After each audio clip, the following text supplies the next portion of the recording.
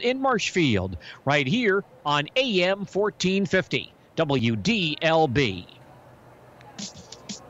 Cloverfield Conference Baseball on WDLB is sponsored by the Baltus Oil Company, Sternweiss & Sons Incorporated, the Marshfield Tiger Booster Club, Ministry Healthcare, Marshfield Utilities, The Hearing House, Citizen State Bank, and Silk Electronics. It's Cloverfield Conference Baseball on AM 1450.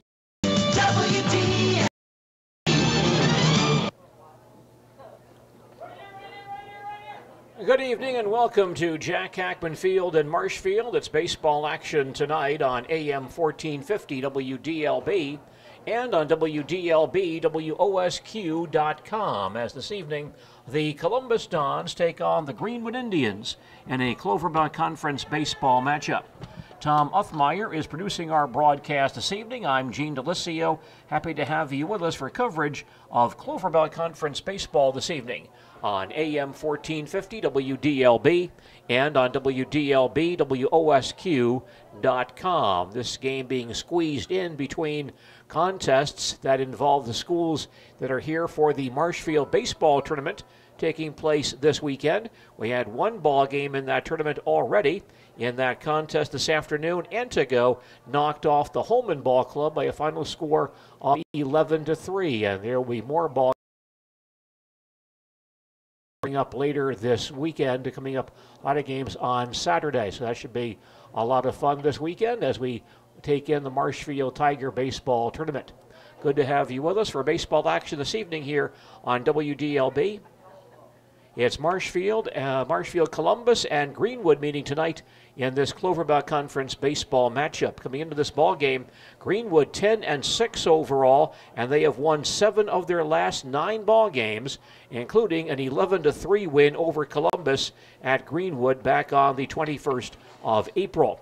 The Columbus Dons are 5-6. The Dons have won 3 of their last 4, including an 8-2 and 5-2 doubleheader sweep over Colby at Colby on Tuesday evening. Once again this evening, our pregame report on WDLB is a service of Marshfield Clinic. Don't just live, shine. We'll come back with more of our pregame report from Jack Hackman Field following these messages. We all like to play the game, what if? What if you could live in your dream house by the ocean? What if you could have a dinner party with 5 of your favorite celebrities? What if you could fly? Now, how about a more practical what if? What if you're sick? Say you had a urinary tract infection and you could see a healthcare professional face to face without ever leaving the house. Well, you can. Now, Marshfield Clinic is offering virtual visits. Just download our new Care My Way app to speak with a nurse practitioner anytime between 7 a.m. and 9 p.m. Get a diagnosis, advice on care, and a prescription if you need it. If you like, you can get a prescription sent right to your pharmacy. If you'd rather call for treatment, it's 844-CAREWAY. The cost is just $40, and it's okay if you're not one of our patients. Download our free app or visit caremyway.org for a virtual visit. Care My Way from Marshfield Clinic.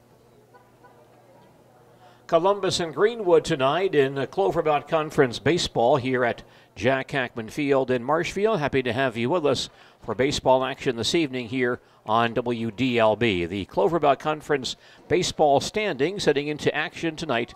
Greenwood and Loyal share first place, each 9-3 after Loyal won a doubleheader from Greenwood on Tuesday. Neelsville 1 half game back at 8-3. And Gilman next at 6-4. Spencer is 5th at 6-6. Columbus 5-6. Colby 4-8. Owen Withy 3-7. And Granton 0-10 in Eastern Cloverfield Conference baseball. Once again, one game played earlier today here at Jack Hackman Field. In the opening contest of the Marshfield baseball tournament, Antigo beat Holman 11-3. Now, there will be a lot of baseball here at Jack Hackman Field tomorrow with ball games at 10, 12:30, and 3 p.m. At 10 a.m., the Marshfield Tigers will play Holman at Jack Hackman Field, and Antigo will play Appleton West at Reese Field. At 12:30, Antigo plays Marshfield at Jack Hackman Field. Holman plays Appleton West at Reiths Field.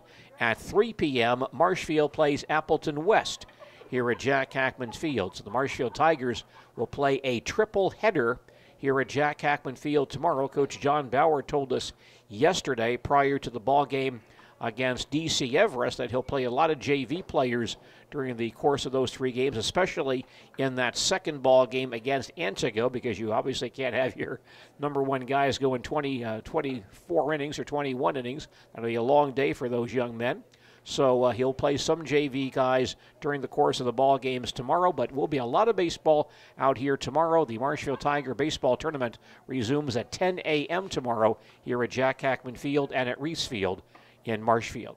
Again, our pregame report this evening here on WDLB is a service of Marshfield Clinic. Don't just live, shine. We'll check in with Columbus Dons baseball coach Joe Seitz as our pregame report continues following these messages. The Butterburger is made of just 3 cuts of fresh Midwest beef. Nothing more, nothing less. It reminds me of the good old days when we first opened Culver's. We would call up the butcher shop and we'd buy our beef from there each and every day. You can't get any fresher than that. Well, today we still get fresh beef into our restaurants. We don't skimp on the quality of our beef. The Culver's Butterburger. Craig, that is one great burger. Culver's, Central and Upham in Marshfield. Welcome to Delicious. High school sports coverage is brought to you by your team at Security Health Plan, the same team who provides outstanding healthcare coverage to families and businesses of all sizes throughout Wisconsin. Health insurance was created because we worry. Security was created so you don't have to. Security Health Plan. Great plans for every stage of this game called life. To learn more, visit securityhealth.org.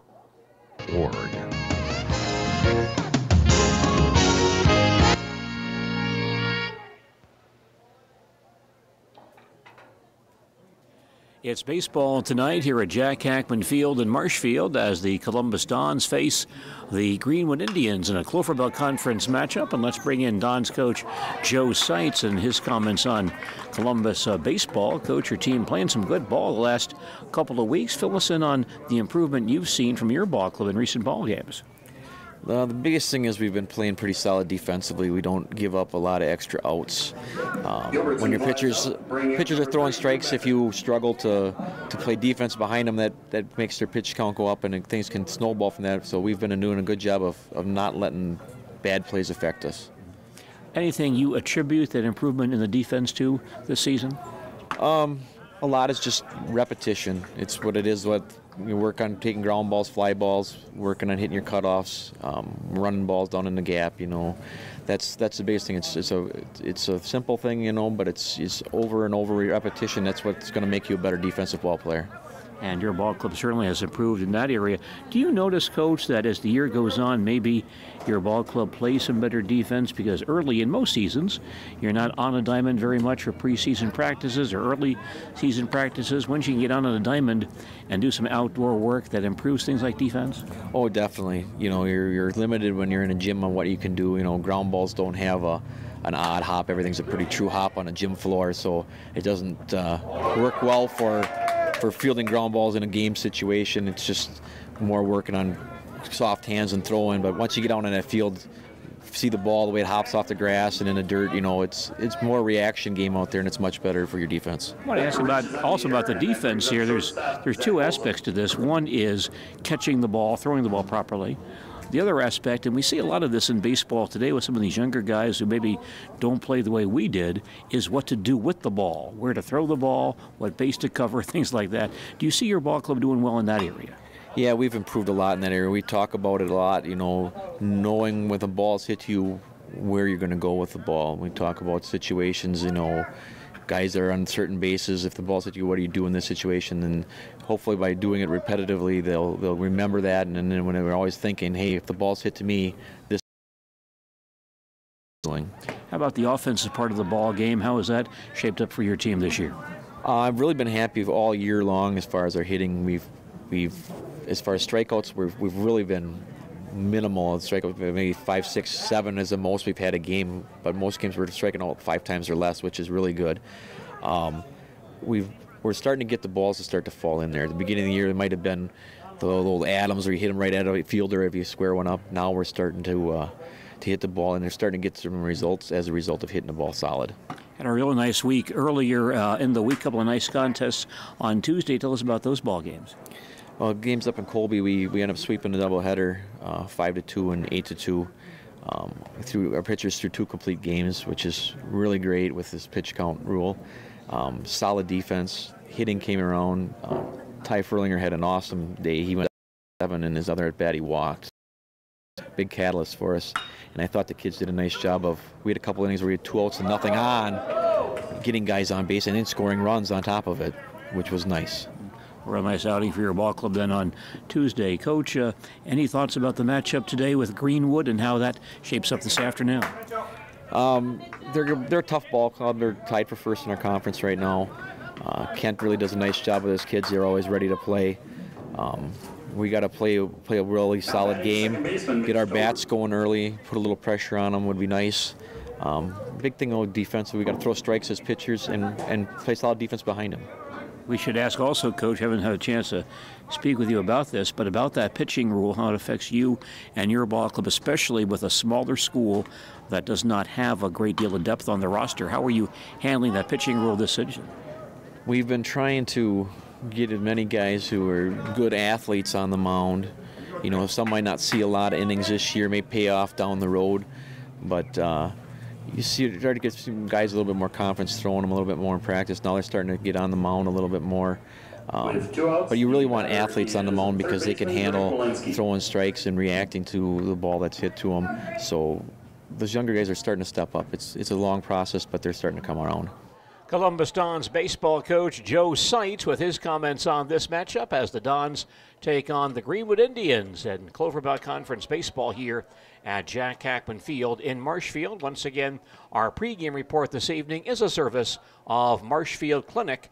Don't just live, shine. Now let's go through the batting orders for this ball game. That's a service of Rail Transport of Marshfield. Become a member of Team Rail and experience the power of red. For the Greenwood Indians tonight, leading off and playing third base, Walker Wietrich. Wietrich at third base leading off today. Batting second is the pitcher Cole Lucas. Lucas pitching and batting number 2. Shortstop Devin Taburin. Taburin at shortstop batting third. Hitting fourth is the DH Jager Johnson. Johnson DHing, batting fourth. He's batting tonight in place of catcher Cole Zimbauer. Hitting fifth is the center fielder Trevor Saraki. Saraki in center field, batting fifth. In the sixth spot, left fielder Trajan Bogdanovich. Bogdanovich in left field, batting sixth. The number 7 hitter, second baseman Trenton Klabin. Klabin at second base is batting seventh. Hitting eighth is the Greenwood right fielder Trevor Barth. Barth in right field, batting eighth.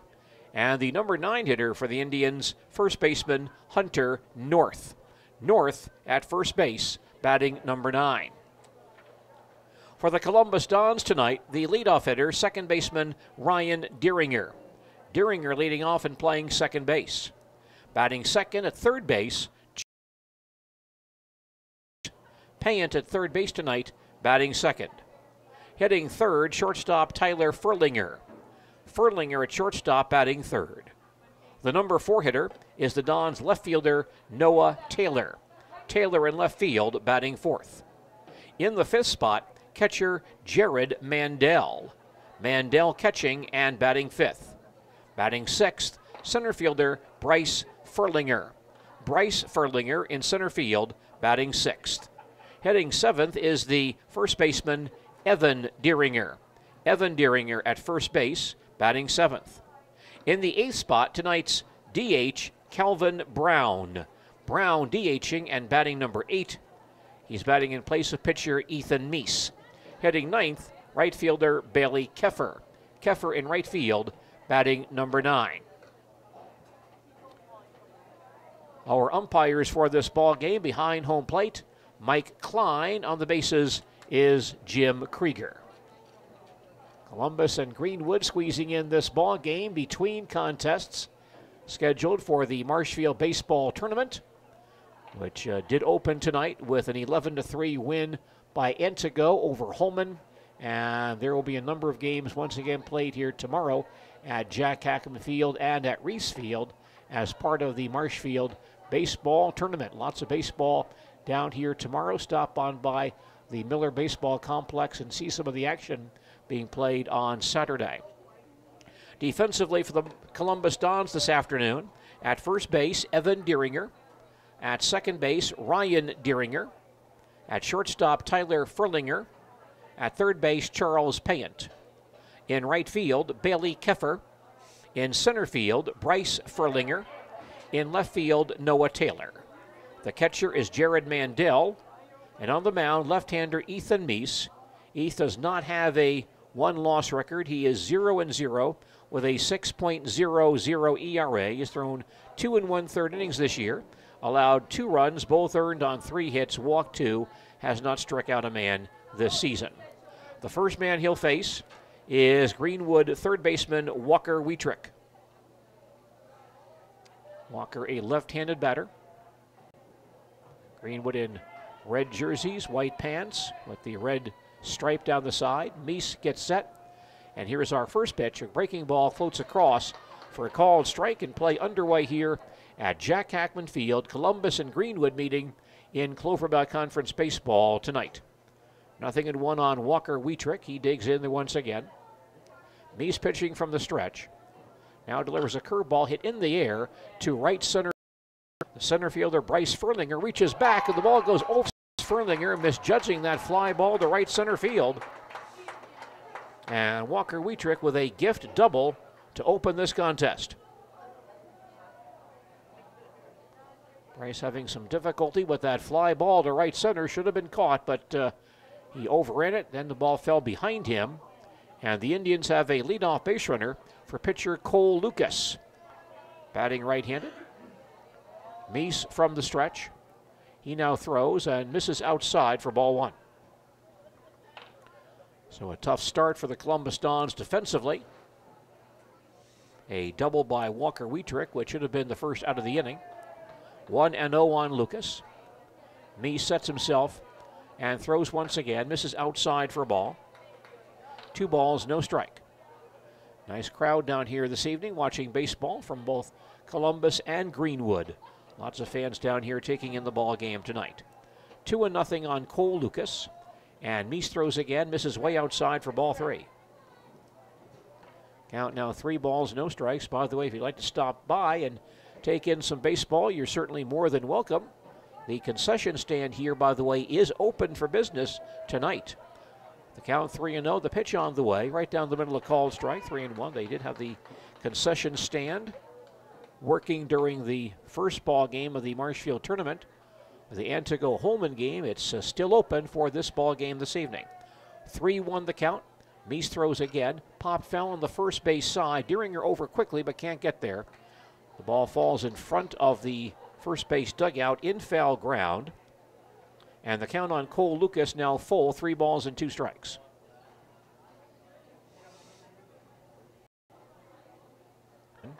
Wietrich leading at second base, and Meese will check him. And now throws and misses inside for ball 4. Lucas draws a base on balls, and Greenwood has base runners at first and second with nobody out for the dangerous Devin Taburin, the Indian shortstop this evening. Wietrich at second base getting a very large lead. Meese not really paying much attention down there. And the pitch to Taburin on the way floats outside for ball 1. Early threat here by Greenwood. Indians have base runners at first and second with nobody out. No score as of yet. But Greenwood looking to attack here in the opening inning. Lights, by the way, are on here at Jack Hackman Field. 1-0 on Taburin. And the runners are going. Pitch is outside for ball. Throw to third base is late. Double steal. Wietrich takes third base. Lucas to second. 2 men in scoring position. The count on Taburin, 2-0. Meese really not concerned too much about the base runners. He was working from the stretch, but not really looking too much at Wietrich at second base. Now the 2-0 to Taburin on the way. Misses low and inside for ball 3. 3-0. An early jam here for Don's left-hander, Ethan Meese. Tall left-hander. Works from the stretch. Sets himself. Here's the 3-0 pitch. It's in there for a call strike. Taburin taking all the way. The count now 3-1. 2 men in scoring position for Devin Taburin as he stands in there once again. And the pitch from Meese on the way. And got the outside corner. Count now full, 3 balls and 2 strikes. First base is open. As Taburin digs in once again, Meese sets himself and fires, swung on and got a piece of it, fouled it off. Taburin stays alive at 3-2, fouls it back to the screen. Infield is back here, and no wind to speak of. Wind quite calm at this hour. 3 balls, 2 strikes on Devin Taburin. He's back in there. And Meese again goes to the belt. And now fires, popped foul to the screen once again. And Taburin still alive at 3 balls and 2 strikes. Dangerous situation here for Ethan Meese, with some big hitters coming up for Greenwood in this inning. Still 3-2. Taburin gets back in there. And Meese again from the stretch. Now throws and misses outside for ball 4 to load the bases. Bases loaded, nobody out for Greenwood here in the opening inning. And the DH, Jager Johnson, standing in. Game time temperature 67 degrees, winds from the northwest, about 6 miles an hour. Not too much of a breeze tonight. Meese from the stretch, and he throws, and that pitch in there at the letters for a called strike 1. Wietrich at third, Lucas at second, Taburin at first with nobody out. 0-1 on cleanup man Jager Johnson. Here's the pitch, hit in the air on the right side. The first baseman Evan Deeringer calling, and he'll glove it for the out. Infield fly rule was in effect, and so Johnson out regardless. That's out number 1. Bases remain loaded, and the center fielder Trevor Siraki now batting for Greenwood. Right-handed batter. Infield stays back. Meese could use a comebacker right here. Siraki stands in. Meese from the stretch delivers, and that floats a bit high for ball 1. No score as Greenwood bats, top of the first. Bases loaded, 1 out. 1-0 on Trevor Siraki. Stands back in there. And Meese throws again, misses high and away for a ball, 2-0. Earlier today in high school baseball, the Stratford Tigers won a Marywood South game with Marathon 11-1. Stratford playing quite well right now. 2-0 on Siraki. Meese throws, popped foul. May have a play in foul ground, and he does glove it. And that's out number 2. The runner at third base, Wietrich, drawing a throw. But the throw comes into Mandel at the plate. And Wietrich cannot advance, so Siraki fouls out to Deeringer in front of the first base side dugout for out number 2. And now the base is loaded with 2 outs for left fielder Trajan Bogdanovich, a right-handed batter.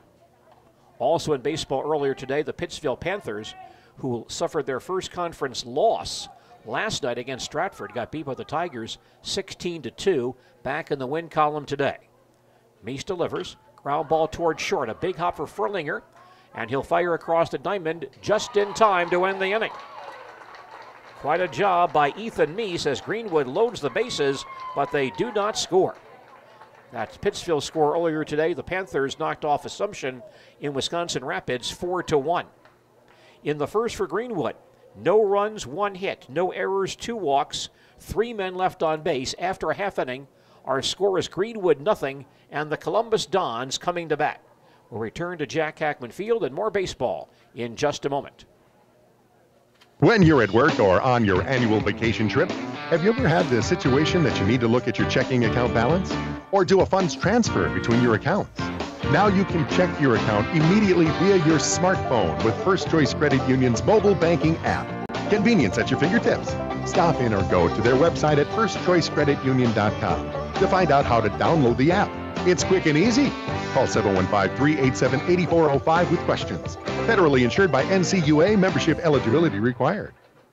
Rail transport has grown every year since 1962. A leader in environmental initiatives, human resources, one of the safest providers of truckload states. At Rail, people are the power of red. We focus on delivering customer satisfaction, providing flawless transportation service, and maintaining excellent safety standards. If you'd like to be the power of red, call Rail Transport 715-591-3795, an equal opportunity affirmative action employer. Thanks for joining us for Clover Valley Conference Baseball today, here on AM 1450 WDLB and WDLB WOSQ.com. Defensively for Greenwood this evening, at first base is Hunter North. At second base, Trenton Klaben. At shortstop, Devin Taburin. At third base, Walker Wietrick. The right fielder is Trevor Barth. In center field, Trevor Siraki. In left field, Trajan Bogdanovich. Behind the plate, Cole Bauer. And on the mound,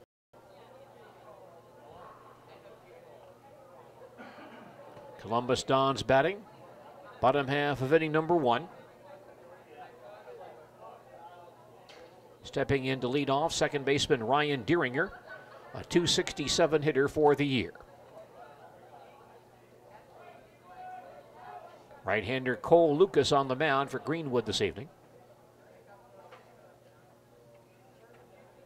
And he also will work from the stretch position. Lucas gets set and fires high and tight for ball 1. Columbus batting, bottom half of the first, no score. Nighttime baseball tonight here at Jack Hackman Field in Marshfield. Here's the 1-0 pitch. That floats high and tight for a ball, 2 balls and no strikes. Greenwood Indians now tied for first place in the Eastern Clover Belt following a doubleheader loss to Loyal this week. Lucas throws again. There's a line drive, base hit to left field. Deeringer singles to left field, and the Dons have a leadoff base runner here in the first inning. Greenwood losing 2 games to Loyal this week. One of those was a 1-0 ball game.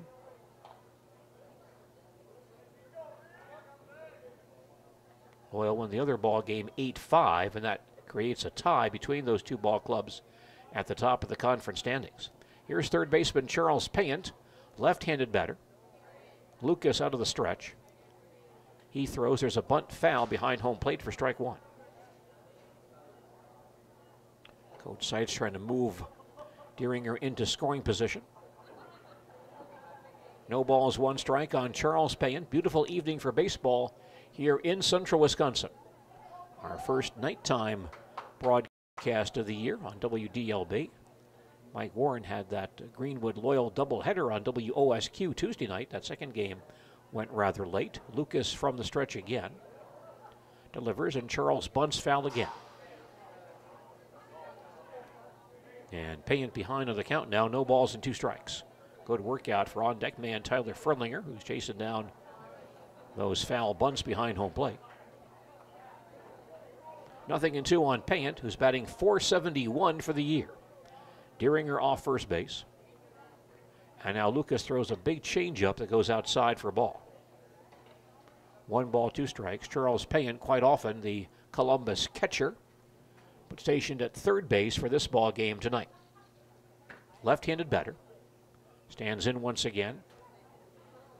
And Lucas delivers on the inside corner for a called strike 3. Nice breaking ball by Lucas, and Payant out on strikes.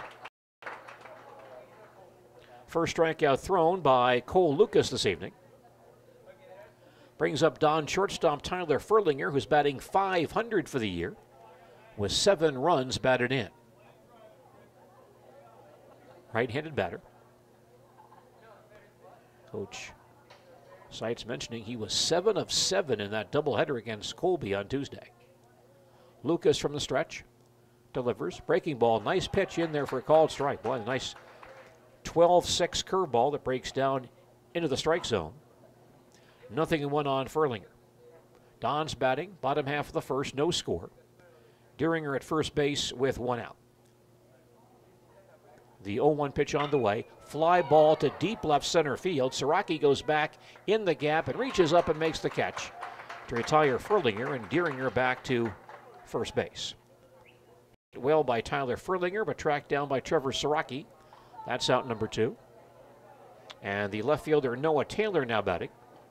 A .429 hitter for the year. Batting in the cleanup spot for the Dons tonight. Right-handed hitter. Lucas working from the stretch. And now throws a big swing and a miss for strike 1.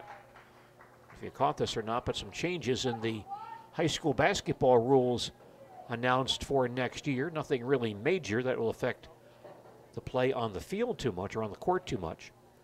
Lucas throws 0-1, a curveball, and that breaks inside and hits Taylor in the back. Noah hit by the pitch. That sends Duringer to second base, and the Dons have base runners at first and second with 2 outs for catcher Jared Mandel. One of the stipulations that if he wants to give a warning to a coach or to the bench, will stop the game to do that. Used to be you could just run by and say, hey, I'm giving you a warning. Sit down and keep your mouth shut. Now you have to stop the game to do that. Mandel stands in. First pitch is high and away for ball 1. Dons have base runners at first and second with 2 outs here in the bottom half of the first. No score. 1-0 on Jared Mandel, a .500 hitter for the year. Playing catcher for the Dons tonight. Lucas from the stretch. Throws once again, a swing and a miss. 1-1. Also new next year, there will be actually a lined coaching box on the sidelines. The space that the coach can use to walk up and down the sidelines has been expanded from 14 feet to 28 feet. 1 ball, 1 strike on Mandel. Lucas throws once again. There's a line drive towards left field that will draw a base hit. Played by Bogdanovich. Duringer rounding second base. He'll try to score the throw up the line. Duringer is in, and now Mandel Taylor well off the bag at first base. Ball thrown back there, gets away, and Taylor goes to third base. Mandel delivers an RBI base hit. Duringer scores easily to give the Dons a 1-0 lead. And Mandel routing first base. Was on his way to second base, then saw that Taylor was still at second base. So Jared headed back. The catcher, Zimbauer, threw to first base trying to catch Mandel, and the throw got away from the first baseman North, and that sends Taylor to third base. So a throwing error on the catcher, Zimbauer. Batting next is the center fielder, Bryce Furlinger.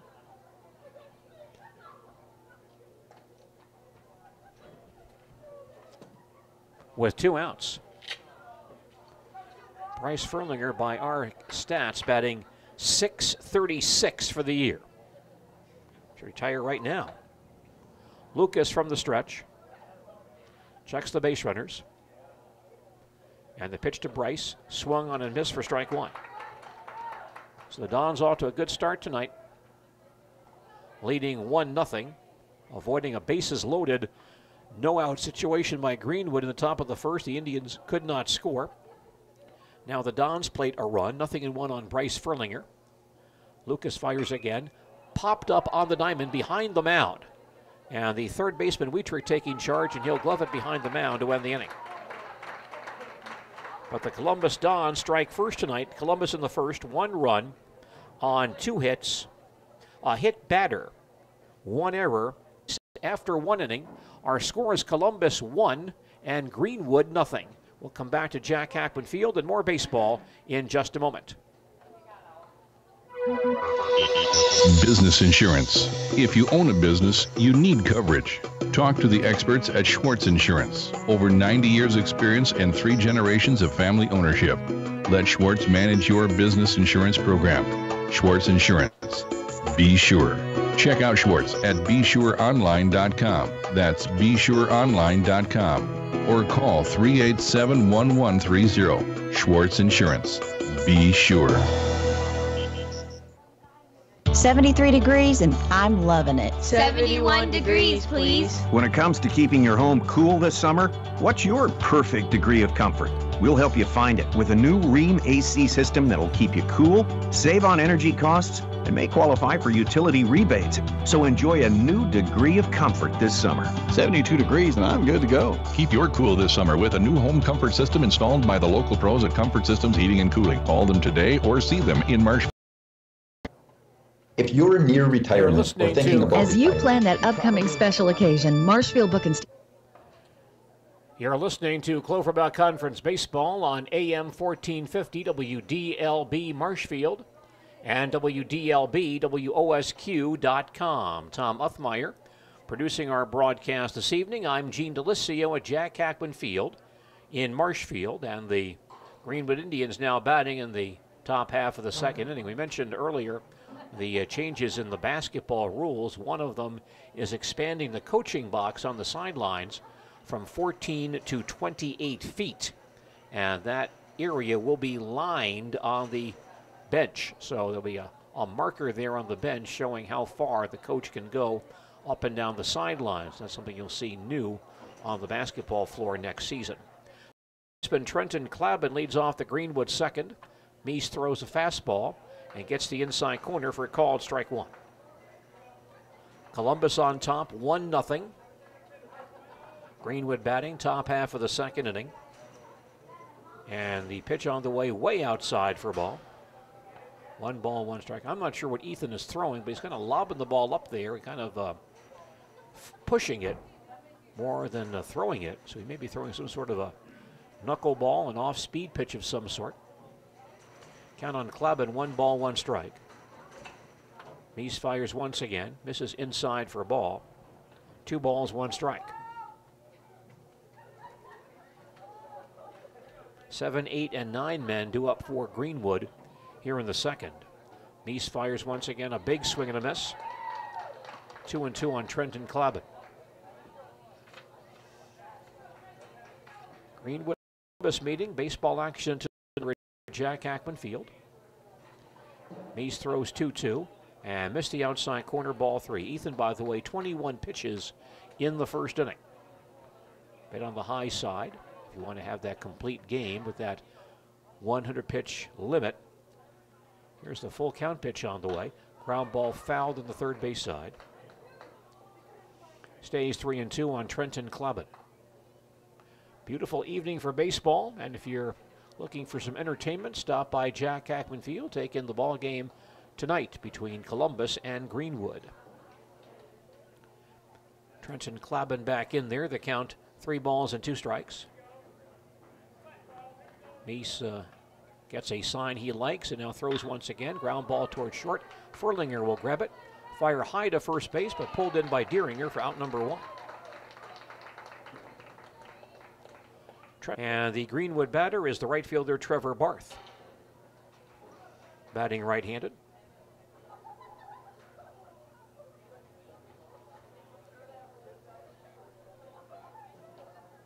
Number 8 man for Coach Hinker tonight. Here's the pitch by Meese, and it's in there for a call at strike 1.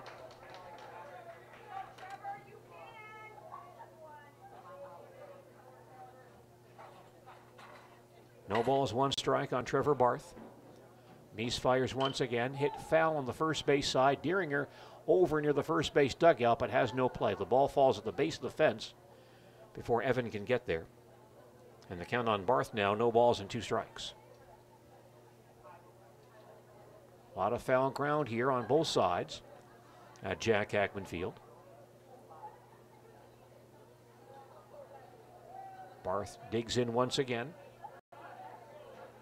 Ethan Meese always in the stretch. Throws once again. Fly ball towards right field. Bailey Keffer comes on. He slips. The ball gets by him into the right field corner. And Barth on his way to second base. He'll stand right there. Double to right field for Trevor Barth. Greenwood now has 2 doubles, both misplayed by Don's outfielders. No fault of Ethan Meese. Keffert came on. That was a line drive towards right field. He came on, then kind of slipped as he approached the ball, got by him, and rolled into the right field corner. So Barth at second base with one out, and first baseman Hunter North the batter. Hitting for the first time. North is a left-handed batter. Meese working from the stretch. He's a lefty himself. Ethan now throws, and that pitch down the middle for a called strike one. Columbus on top, 1-0. Greenwood batting top of the second. Trevor Barth at second base with one out. And now the 0-1 to Hunter North. Breaks up and in for a ball. 1 ball, 1 strike.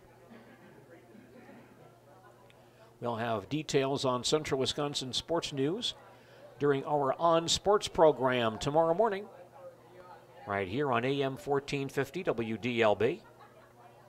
1-1 pitch to North is away, over his head for a ball, 2-1.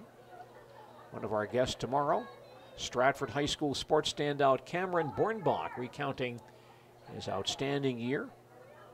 Had a great football season for the Stratford Tigers. Outstanding wrestling season, winning his third consecutive individual state championship.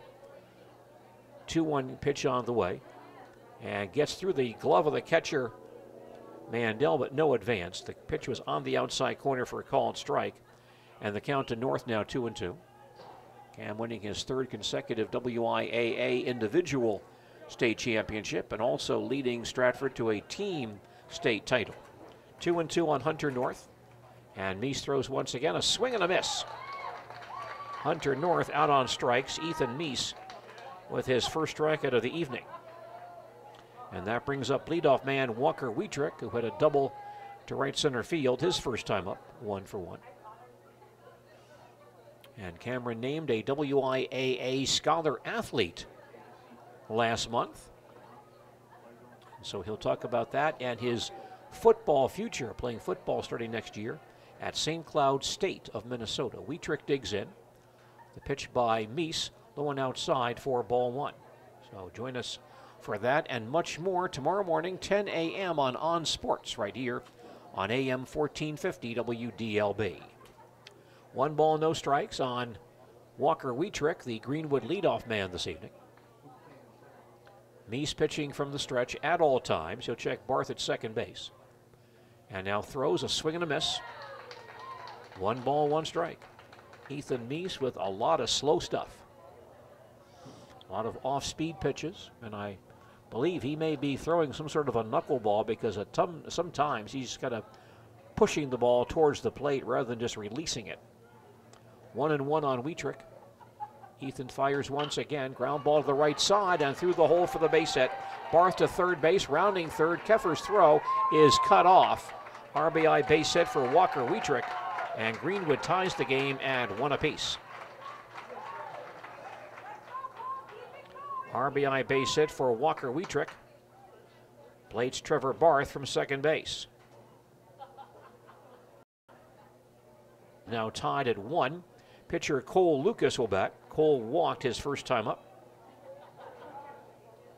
as part of that first inning in which Greenwood loaded the bases with nobody out but did not score. Lucas is a right-handed batter. Meese out of the stretch, a big lead by Wietrick. And he's going. Pitches away. It's a called strike. Throw to second base is late. Stolen base for Walker Wietrick. Greenwood 3 of 3 on stolen base attempts tonight. Not much that Mandel could do there. Wietrick had a big lead and a big jump, and that's a bad combination for Columbus anyway.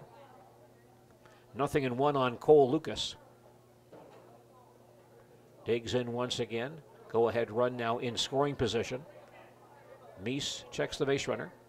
Throws once again. That breaking ball just missed the outside corner. 1 ball, 1 strike. Columbus and Greenwood tied at 1. Greenwood batting top of the second. Wietrick at second base with 2 outs. The 1-1 to Cole Lucas is away. Low and inside, bounds away from Mandel, and Wietrick goes to third. Wild pitch charge to Meese. Didn't get very far. But with Meese not doing a great job holding the base runners, Wietrich was well off the second base bag. So rather going 90 feet to third base, he wants to go about 65 or 70 feet. He made it easily. 2-1 on Lucas. Pitch on the way, rides outside for ball 3. And the count on Cole now 3 balls and 1 strike. No wind to speak of tonight. There's still evening. 3 high and away, ball 4. And Lucas draws his second base on balls of the ball game. Runners at the corners for shortstop Devin Tabirin, who walked his first time up. Greenwood Ball Club, pretty strong squad. They were not expected to be that much of a contender this year, but they've played quite well, up until Tuesday anyway. Meese now delivers. Fly ball deep to left field. Taylor in the left field corner near the foul line, gets to the track and makes the catch. And I believe, yes he did, makes the catch in the left field corner to end the inning. Kind of obscured in that left field corner, had his back to the infield, but Noah Taylor in the corner reaches up, makes the play, and that retires the side. In the second for Greenwood, 1 run on 2 hits. No errors, a walk. Greenwood 1 and Columbus 1. We'll come back with more baseball in just a moment. If you're near retirement or thinking about retiring, you probably have a lot of questions. How do you make your savings last? How much should you take out and when? You're ready for retirement, but are your finances? I'm Edward Jones financial advisor Brian Kaiser. Let's work together to help ensure your finances can keep up with your unique needs over the long haul. You've done what it takes to get there. Now it's time to make the most of retirement. Stop by our office at 617 West Blodgett for a face-to-face appointment. Edward Jones, Making Sense of Investing. Member SIPC. At Baltus, they're always giving you more. Now you have a place to get your small engines repaired or tuned up just in time for summer. Take that rototiller, lawnmower, or any small engine to the Baltus Tire and Express Lube across from the post office and get that needed repair or just a tune-up. And don't always get a free car wash with every Express Lube oil. And Baltus' small engine repair specialists will get it running smoothly. That's the Baltus Tire and Express Lube across from the post office. You always get more at Baltus. Cloverbout Conference Baseball tonight here on WDLB. Columbus and Greenwood. Don's batting last half of the second. 7, 8, and 9 men due up against right-hander Cole Lucas. The leadoff man is first baseman Evan Deeringer, batting for the first time tonight.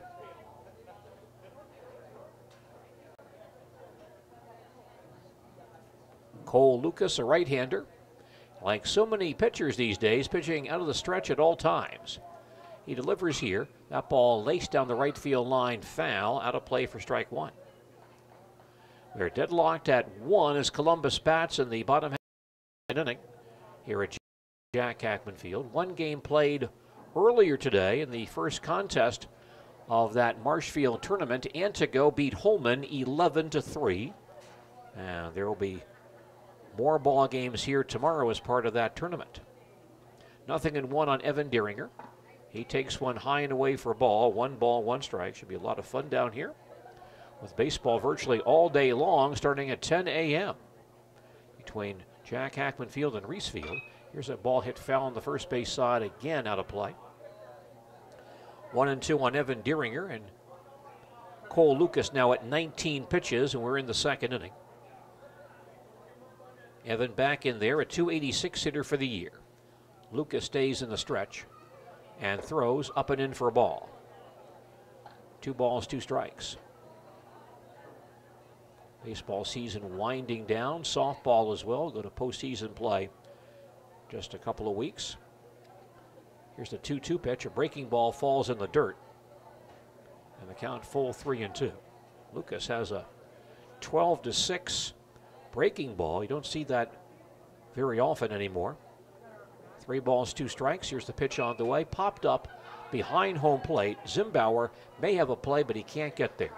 Good effort by the catcher, Cole Zimbauer, racing hard towards the backstop. Ball was not hit very high, and it fell to the ground before he could get there.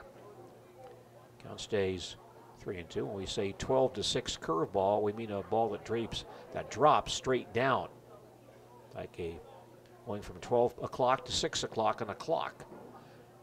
A lot of breaking ball pitches were thrown that way back in the earlier days, but not too much today. Next pitch is pop foul to the screen. And Dieringer stays alive at 3 balls and 2 strikes. Most these days go sideways, 3-9, but the old-fashioned curveball was a 12-6 drop. Again, the 3-2 pitch, ground ball towards second base. Clavin will scoop it up, toss to first base in time for the out. Dieringer retired for out number 1. DH Calvin Brown now batting for the Dons. Calvin batting in place of Ethan Meese, the pitcher. Veteran of this Columbus Dons baseball squad. Calvin digs in to face Cole Lucas. And Lucas throws a curveball that breaks on the outside corner for call and strike 1. Clover Belt Conference Baseball this evening here on WDLB, a service of the Baltus Oil Company of Marshfield. Here's the 0-1 pitch, curveball again, but this one misses the outside corner. 1 ball, 1 strike. Baseball this evening also sponsored by Sternweiss & Sons Incorporated and the Marshfield Tiger Booster Club. There's a ball hit towards shortstop and one hopped by Tabirin, fires to first base in time, and Brown is out number 2. Devin Tabirin ranging towards second base to grab that hard hit ground ball, makes the play. And Don's number 9 hitter, Bailey Keffer, now batting. At number 9 spot, a bit of a misnomer as Bailey is hitting .444 for the year. Pretty good for a guy batting number 9. The pitch by Cole Lucas is taken high for ball 1. Columbus and Greenwood are tied at 1. Dons are batting in the last half of the second. Lucas throws again, high and away for a ball, 2-0. Base is empty and 2 out. Clover Belt Conference Baseball tonight here on AM 1450 WDLB and on WDLB, WOSQ.com. We'll have lots of nighttime baseball for you when we get to the months of June and July, the American Legion and Marshfield Chaparral seasons starting up. 2 balls, no strikes on Bailey Keffer, and Lucas fires again, misses high for ball 3. 3 balls, no strikes. Should be a fun year for summer baseball once again this year here in central Wisconsin. 3-0 pitch on the way. Up and in, ball 4. And Bailey Keffer draws a 2-out walk on 4 pitches here in the second inning. Leadoff man Ryan Dieringer batting next for the Dons. Ryan singled and scored the Dons' only run back in the first inning. He is 1 for 1 on the day. We'll see if Bailey Keffer is on the move here to place him in scoring position with 2 outs. Held there by Hunter North at first base. Very short lead. Extends it somewhat, but still rather short. Lucas gets set and throws in the dirt for ball 1.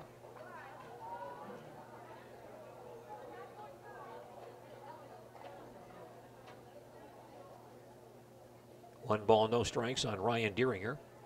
Keffer off the bag once again. Lucas will check him. And the pitch is fouled back. 1 ball, 1 strike. Keffer with a rather short lead over there. We saw Bailey pitch very effective earlier in the week against Granton out there at the Granton Ball Diamond. That was last week. Bailey won that ball game and was a winning pitcher in Colby again on Tuesday. Lucas throws once again, low and outside for a ball, 2-1 on Ryan Dieringer. 2 small schools tonight between Greenwood and Columbus. Actually, Greenwood, one of the few schools that is actually smaller than Columbus. Dons have a size advantage tonight. 2-1 pitches away. That ball hit deep but fouled on the left field line. Out of play. Ryan really turned on that one. Cut way out in front off the bat handle and drilled it foul. The Columbus High School enrollment about the 135 mark, and Greenwood a bit smaller than that. So probably neither ball club is blessed with a massive pitching staff, so pitch counts very important tonight. Lucas ready, 2-2 pitch on the way, a big curveball up and in for a ball. And the count 3 balls and 2 strikes. And with 2 outs, Bailey Keffer at first base will be on the move with the pitch. Ryan back in there. 3-2 pitches away. Hit high down the left field line. Bogdanovich across the foul line, dives in foul territory and just misses a great catch. Good effort by Trajan Bogdanovich down the left field foul line. And just missed a diving catch in foul territory. Instead, a long foul ball. Deeringer comes back with a 3-2 count, and Keffer goes back to first base.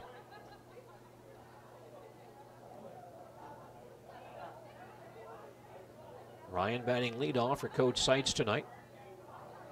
Gets in there. Once again, Siraki in center field, quite shallow.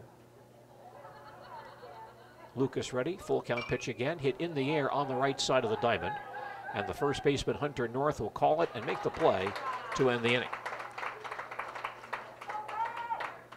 In the second for Columbus, no runs, no hits, no errors, a walk and 1 left. After 2, Columbus 1, Greenwood 1. More baseball from Jack Hackman Field in just a moment.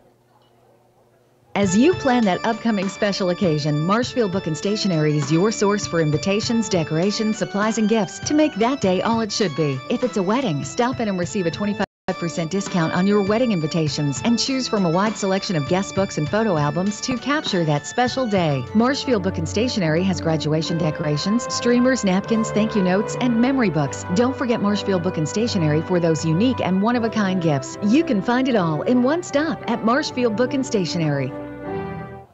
If you are like most people, the only time you give much thought to sand is when you head to the beach.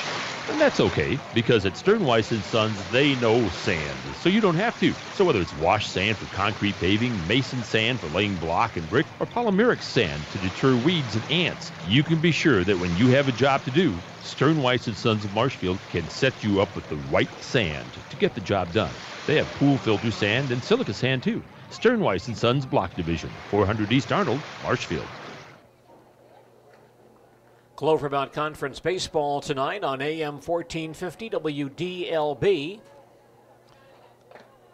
Greenwood coming to bat in the top half of the third. 4, 5, and 6 men due up against Don's left-hander Ethan Meese. The left field bleachers out there rather sparse tonight. Usually there's a few people out there on Spruce Avenue watching the ball game, but not tonight. Looks like things are rather quiet over there.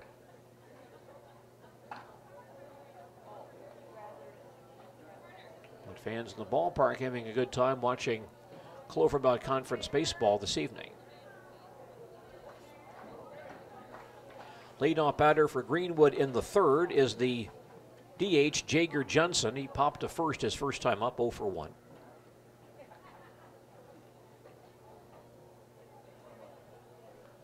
Right-handed batter. Meese with 45 pitches through 2 innings. That's rather high. He throws here. High for ball 1. Columbus 1. Greenwood batting top of the third here at Jack Hackman Field. 1 ball, no strikes on Jager Johnson. Stands in there once again. And Meese delivers. Outside for ball, 2-0. You're listening to Clovermount Conference Baseball on AM 1450 WDLB Marshfield and WDLB WOSQ.com. The 2-0 to Johnson. Takes one high and away, ball 3. 3 balls and no strikes. Tom Uthmeyer is our producer this evening. I'm Gene DeLisio at Jack Hackman Field in Marshfield. Columbus and Greenwood meeting tonight in Clovermount Conference Baseball. 3 balls, no strikes. Meese throws again, low and inside, ball 4. Jager Johnson draws a walk, the 4th issued by Ethan Meese. And Greenwood has a leadoff base runner for center fielder Trevor Siraki. Trevor fouled out his first time up, 0 for 1. Hold him on, Ethan. Hold him on. Right-handed batter. Johnson with a good lead at first base, held there by Deeringer. And Meese delivers. Fly ball down the right field line, but curving foul for strike 1.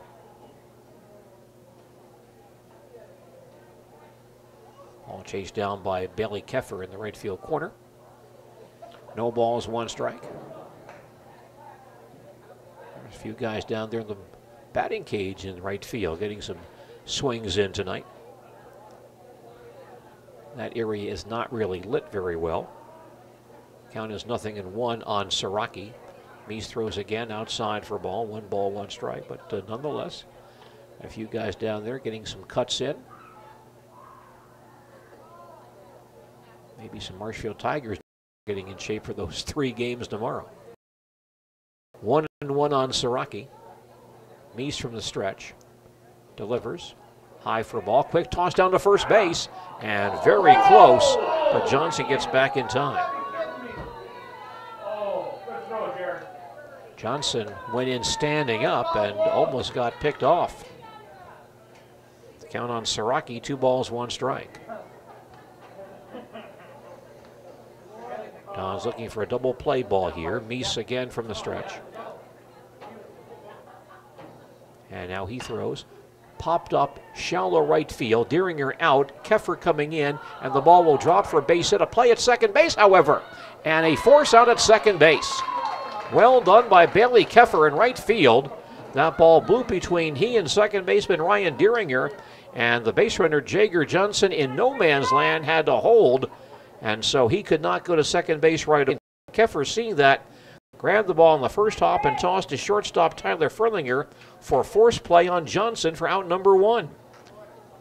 And that becomes a fielder's choice, and Siraki at first base. Well done by Keffer and by Furlinger to cover the bag. 1 out, 1 on, and Trajan Bogdanovich the batter. Greenwood left fielder bounced to short his first time up, 0 for 1. Not much really Johnson could do on that play. Good lead by Siraki. Meese from the stretch. Pitch on the way, runner going, pitches outside for ball, throw to second base is high. And a stolen base for Siraki. Gotta look him back, E. Greenwood now 4 of 4 on stolen base tries tonight. 1-0 on Bogdanovich. Batting number 6 for Coach Hinker tonight. Digs in there once again. So, with a very good lead at second base. Kim. Pitch on the way. Ground ball back off of Meese's glove towards second base. Picked up by Dieringer. He fires in time. Siraki moves up, but well done by Ryan Dieringer at second base. That ball deflected off of Meese's glove on the comebacker. Out towards Dieringer. He grabs it and throws at Bogdanovich for the second out. On the play, Siraki takes third. So the Indians have a man at third base with 2 outs for second baseman Trenton Klaben, who bounced to short his first time up. Runner at third base and 2 outs. Klaben digs in. And Meese throws. And off the plate, ball 1. Cloverbelt Conference Baseball this evening, a service of Felker Brothers Corporation of Marshfield, manufacturers of stainless steel products. They support all youth sports and activities. Here's a fly ball foul on the first base side of the play. 1-1. Participation in high school sports builds character and teamwork. And Felker Brothers of Marshfield supports the youth of central Wisconsin. 1 ball, 1 strike on Trenton Klaben. Siraki at third base. The pitch by Meese. Misses low and inside for a ball. 2 balls, 1 strike. Columbus and Greenwood baseball tonight at Jack Hackman Field in Marshfield. Nice crowd down here taking in the ball game this evening. 2-1 pitch is away. Ground ball left side and through the hole for a base hit. Siraki is in and Greenwood takes a 2-1 lead. 2-out RBI base hit by Trenton Klaben. Siraki comes home. And Greenwood now on top 2-1.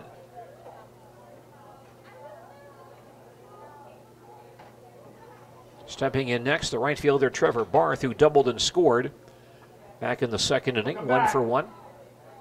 Klaben at first base with 2 outs. And Meese goes over there. Trenton dives back in safely. First time Meese has thrown to a base tonight. Greenwood base runners have gotten big leads and big jumps on stolen base tries tonight. Barth back in there. Meese gets set and delivers. Ground ball towards second base, and Deeringer will grab it. Fire to first base in time to end the inning. That ball hit towards second base, but Ryan going over that way anyway to cover a possible stolen base try by Clavin, so he was in good position to make the play. In the third for Greenwood, 1 run on 1 hit, no errors, a walk, and 1 left. After 2.5 innings, our score is Greenwood 2 and Columbus 1. We'll come back to Jack Hackman Field and more baseball in just a moment. The Marshfield Tiger Booster Club salutes former Tiger sports standout Megan Moratz on her indoor track season at UW-Platteville. Megan ran for the Pioneers at the NCAA Division III Indoor Track and Field Championships in March and finished 6th in the nation in the women's pentathlon. Congratulations again to UW-Platteville track standout Megan Moratz of Marshfield from the Marshfield Tiger Booster Club. At Baltus, they're always giving you more. Now you have a place to get your small engines repaired or tuned up just in time for summer. Take that rototiller, lawnmower, or any small engine to the Baltus Tire and Express Lube across from the post office and get that needed repair or just a tune-up. And don't forget, you always get a free car wash with every Express Lube oil change at Baltus Express Lube. Just bring the small engine in, and Baltus' small engine repair specialists will get it smoothly. That's the Baltus Tire and Express Lube across from the post office. You always get more at Baltus.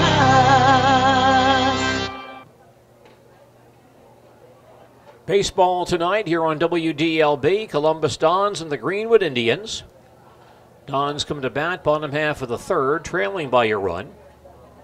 And the leadoff man is third baseman Charles Payant, a strikeout victim, his first time up.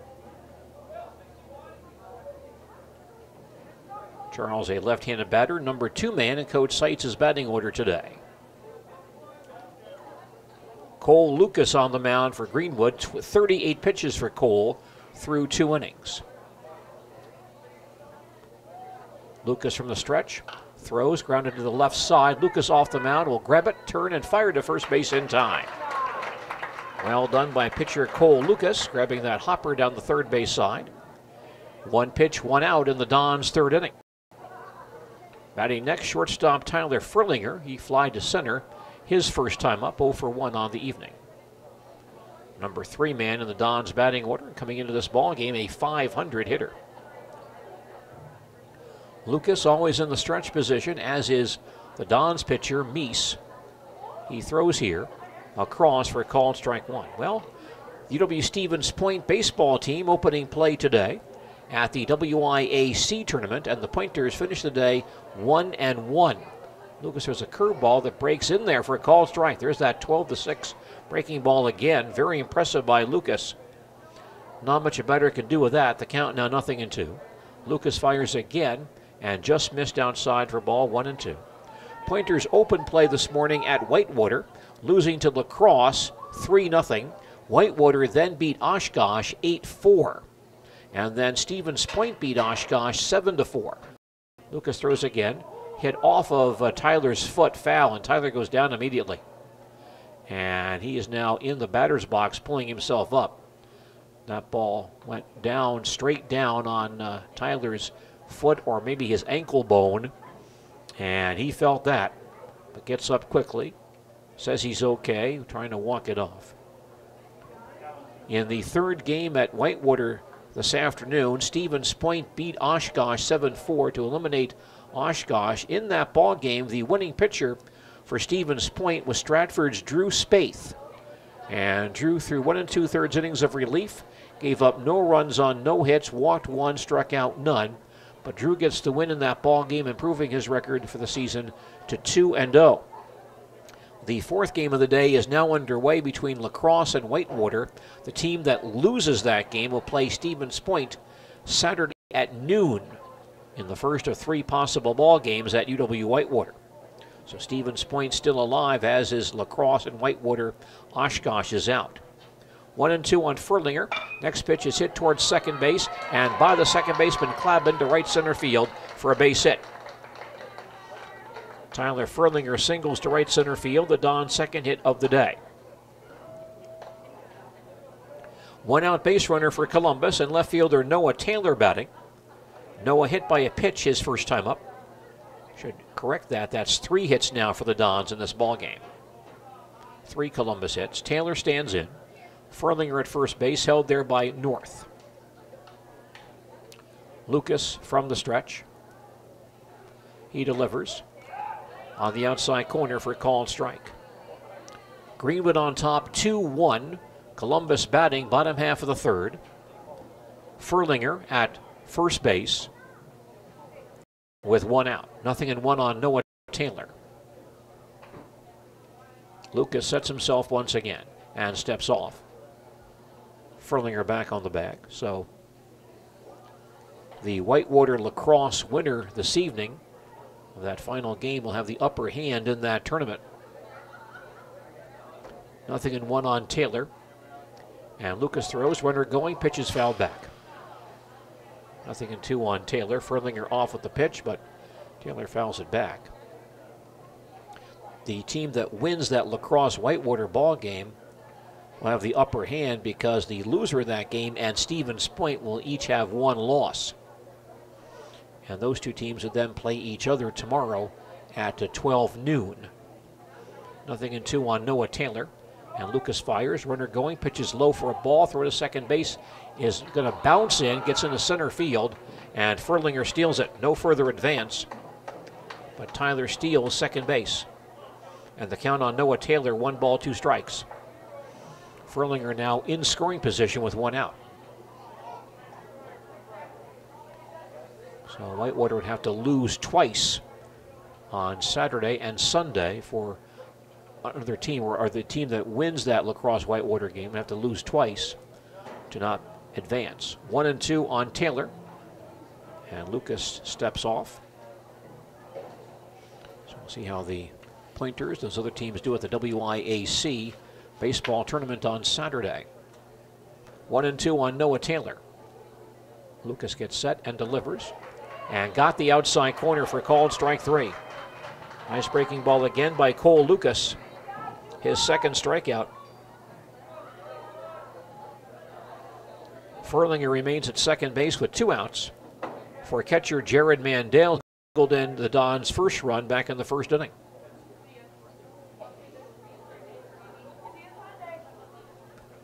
Lucas checks that base runner. And now the pitch to Mandel, hits him in the shoulder. Mandel hit by the pitch. So Lucas now has hit 2 tonight. Jared takes first base. Bryce Furlinger now batting. Also, the NACC holding its tournament this weekend in Mequon. Second round games today. MSOE edged Dominican 2-1. Aurora then trimmed Benedictine 6-5. MSOE then playing Aurora. That game is now underway. And will be followed by Concordia of Mequon and Concordia of Chicago. Those teams both unbeaten. Concordia of Mequon featuring former Marshfield Tiger standout Luke Wirtz. Games at Capco Park in Mequon. Bryce popped to third his first time up.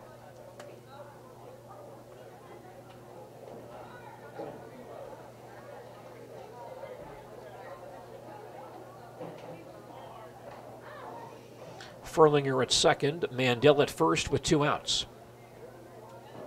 Bryce Furlinger the batter. And the pitch by Cole Lucas misses inside, ball 1. Greenwood leads Columbus 2-1. Columbus batting bottom half of the third. 2 out, 2 on. 1-0 on Bryce Furlinger. Lucas ready once again. And now delivers. Ground ball left side and short hop at the third baseman Wietrich. Throws quickly to first base and just in time to end the inning. Walker stayed with it. He got a short hop, knocked it down, stayed with it, made the play to end the Columbus threat. Dons in the third. No runs on a hit, no errors, a hit batter, and 2 men left on base. After 3, Greenwood 2, Columbus 1. Back to Jack Hackman Field and more baseball in just a moment. We all like to play the game, what if? What if you won $1 million? What if you were stranded on a desert island? What if you could go through high school all over again? Now, how about this one? What if you could skip the office visit and get your healthcare problem solved quickly and conveniently with a virtual visit? Well, you can. Now Marshfield Clinic is offering virtual visits. Just download our new Care My Way app to speak face-to-face with a nurse practitioner anytime between 7 a.m. and 9 p.m. You'll get a diagnosis, advice on care, and a prescription if you need it. If you like, you can get a prescription sent right to your pharmacy. If you'd rather call for treatment, it's 844-CAREWAY. The cost is just $40, and it's okay if you're not one of our patients. Download our free app or visit caremyway.org for a virtual visit. Care My Way, from Marshfield Clinic.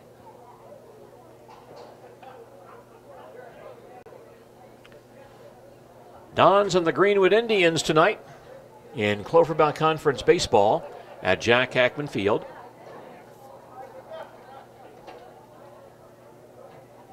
Greenwood coming to bat, top half of the fourth inning. There is a discussion on the field between our umpires and Greenwood coach Hinker. And the umpires going over some lineups, I believe. As Ethan Meese comes out to get loose here in the fourth inning. Columbus and Greenwood baseball tonight here at Jack Hackman Field.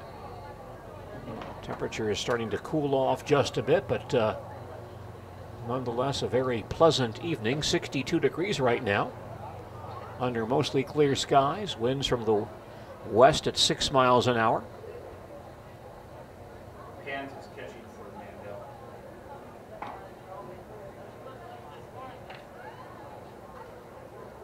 It's a Mandel all.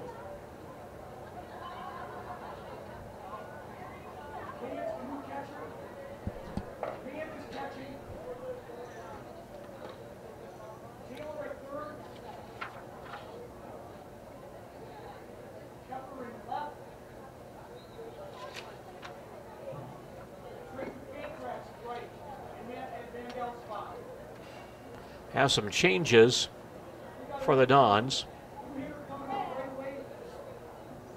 Charles Payant is now catching. Payant now catching. Noah Taylor goes from left field to third base, replacing Payant. Bailey Keffer from right field to left field.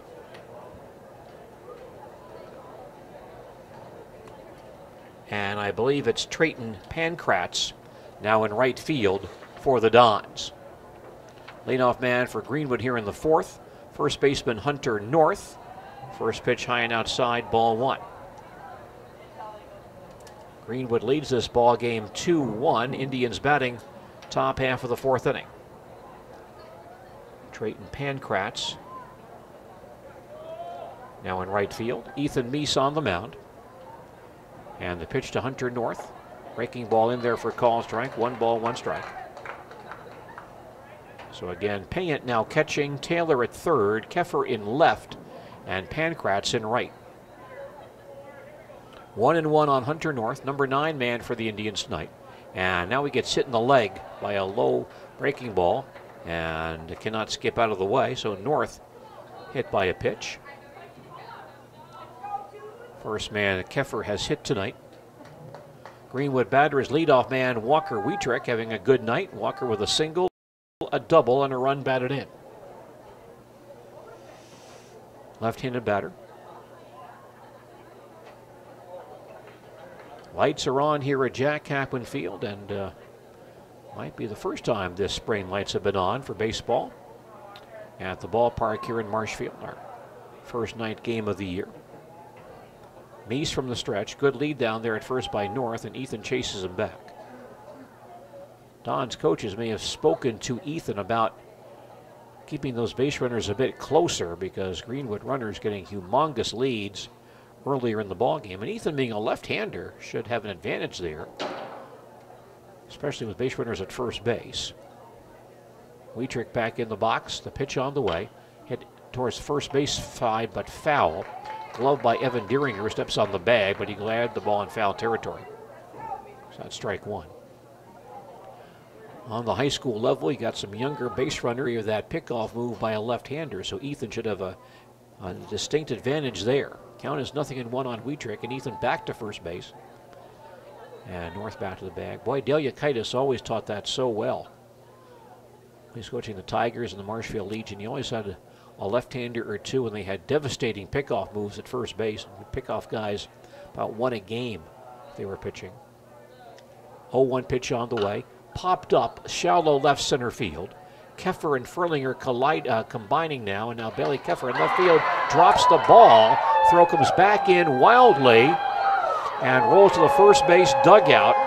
And North on his way to third base, and he'll get there safely. Wietrich takes second.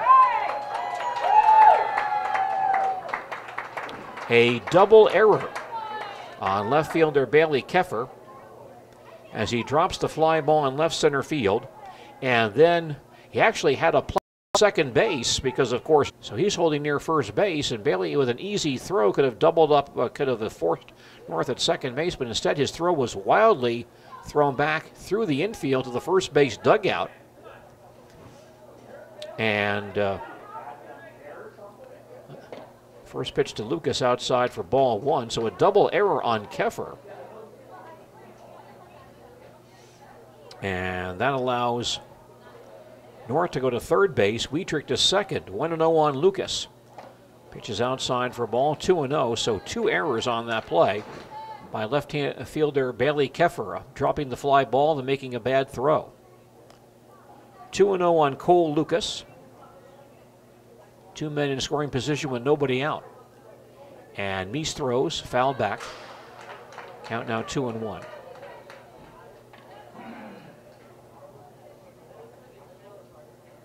Good scoring chance for Greenwood here in the fourth inning. Two men in scoring position with nobody out. Count on Cole Lucas, 2 balls and 1 strike. Ethan Meese from the stretch. Fires once again. Way inside, goes to the screen. North will score, and Wietrich takes third base. Wild pitch on the play. Greenwood scores, and the Indians now lead 3-1.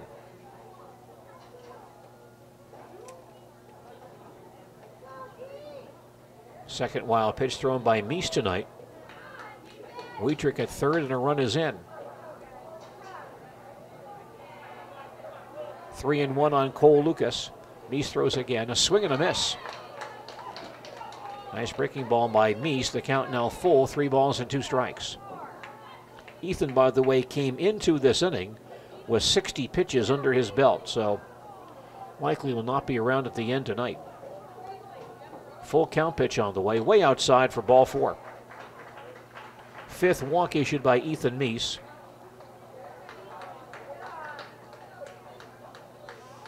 And batting next is shortstop Devin Taburin, who has walked and flied to left. Greenwood 4 of 4 on stolen base attempts tonight. So a good chance Lucas will be off at the pitch here. Wietrich at third, Lucas at first, still nobody out. Taburin digs in, Wietrich from the stretch, and Lucas just takes off. Pitches outside for a ball. Easy stolen base for Cole Lucas, no play on him whatsoever.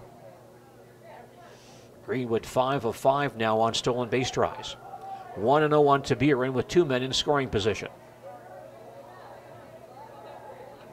Meese from the stretch. Delivers low and to the screen once again, and Wietrich will score. Lucas moves up to third base. Wild pitch again. And Greenwood with 2 runs scoring on wild pitches here in the fourth inning. And the Indians now lead 4-1.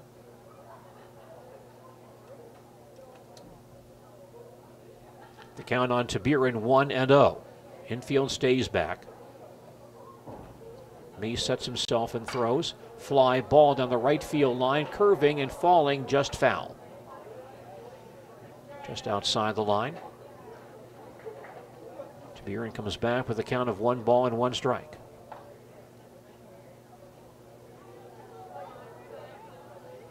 Buren batting number 3 tonight. He has walked and flied to left. Good batter.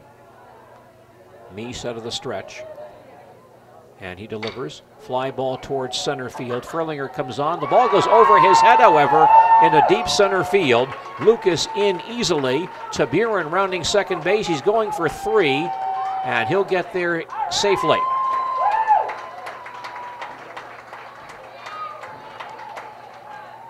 RBI triple for Devin Buren. Lucas is in. And the Indians lead 5-1.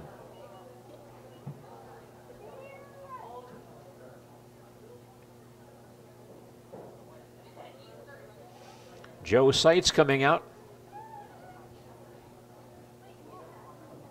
to talk things over with Ethan Meese. That ball laced center field.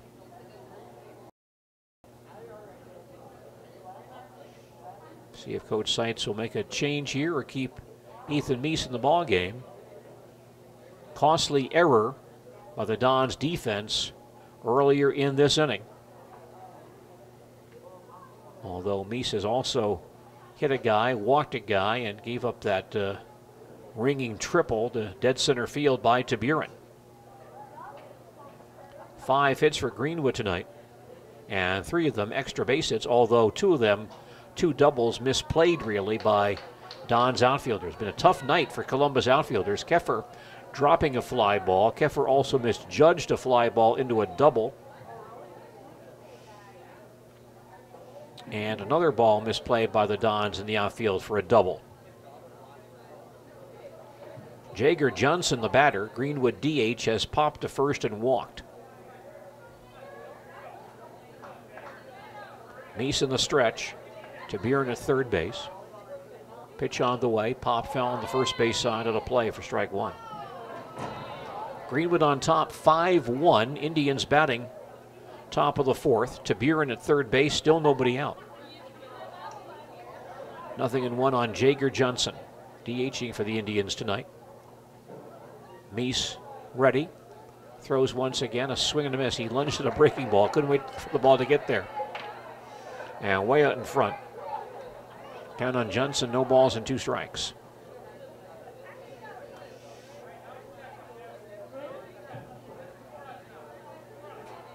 Johnson stands in once again. Meese sets himself and now throws a breaking ball off the plate for a ball. 1 ball, 2 strikes.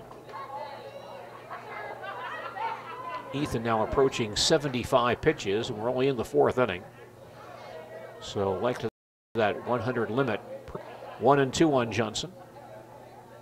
Meese ready. He fires once again. Ground ball back to the box. Ethan snares it, throws to first base, and the run scores. Ethan did not even turn to look at the man at third base. Just turned to home to first base and threw out Johnson for the out. But Buren, seeing that Ethan was not paying attention to him, just scores easily on the play. And Greenwood leads 6-1.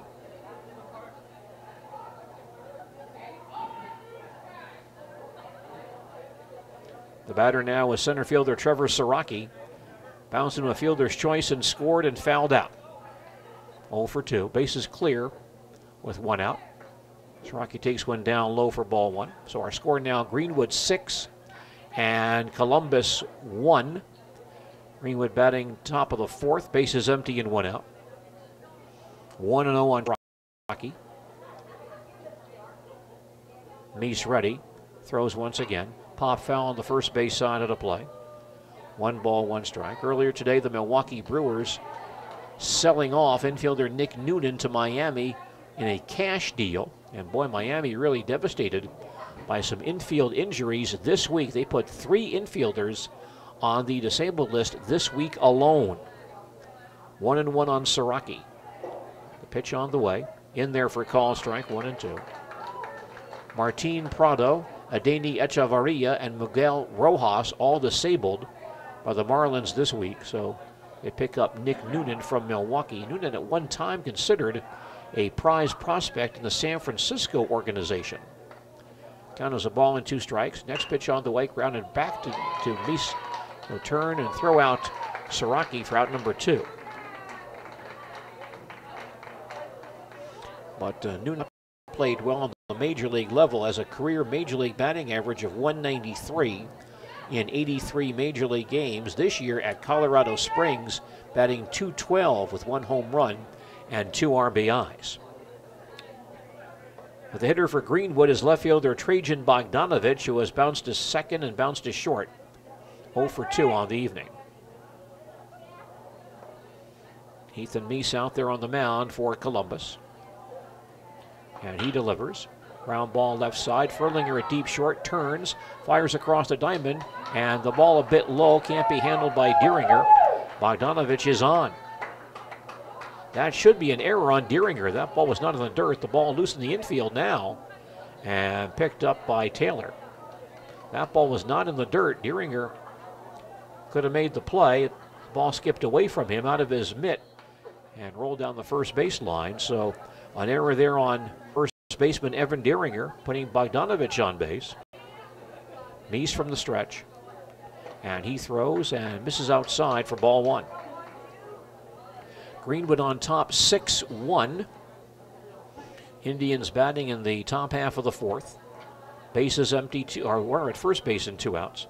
Bogdanovich at first has a good lead. He's going. Pitches outside for a ball. There's no throw. 2-0 on Klabin. And now the Indians 6 of 6 on stolen base attempts in this ball game. 2-0 on Trenton Klabin. Mies sets himself. Throws once again. Bit outside for a ball, 3-0. Tough inning for the Dons. 3 errors, 2 of those coming on 1 play. 3 balls, no strikes on Trenton Klabin. Here's the pitch. Breaks inside for ball 4. Klabin draws a walk. That's the 6th walk issued by Mies tonight. Trevor Barth, the 9th man to bat for Greenwood this inning. He has doubled and scored and bounced to second tonight. 1 for 2. Mies readies himself. And the pitch fouled the screen for strike 1. You're listening to Clover Belt Conference Baseball on AM 1450 WDLB Marshfield and WDLB WOSQ.com. Tom Uthmeyer is our producer this evening. I'm Gene Delisio at Jack Hackman Field in Marshfield. Here's the 0-1 to Trevor Barth. Rides outside for a ball. 1 ball, 1 strike. Greenwood batting top of the 4th, now leading Columbus 6-1 in this Clover Conference contest tonight. 1 on Trevor Barth. He's back in there. Mies ready. He now delivers. In there for a called strike, a ball and 2 strikes. Barth, the 9th man to bat for Greenwood here in the 4th inning. They've scored 4 times. Only 2 runs this inning will be earned. Ball and 2 strikes on Trevor Barth. Mies throws again. Hit towards left center field and drops for a base hit. Bogdanovich rounding third. He'll come home. Play at third base on Klabin is late. RBI base hit for Trevor Barth. And Greenwood now on top 7-1.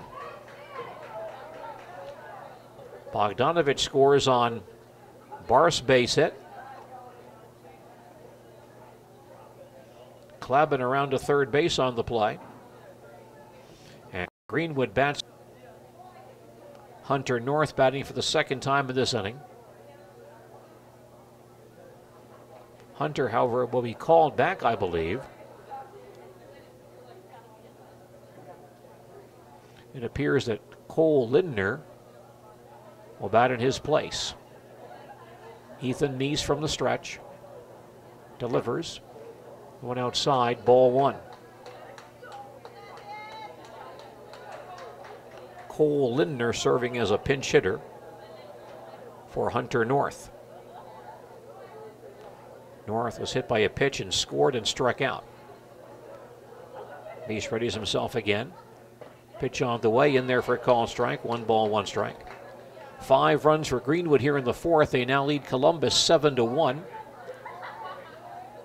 Runners at first and third and 2 out. 1-1.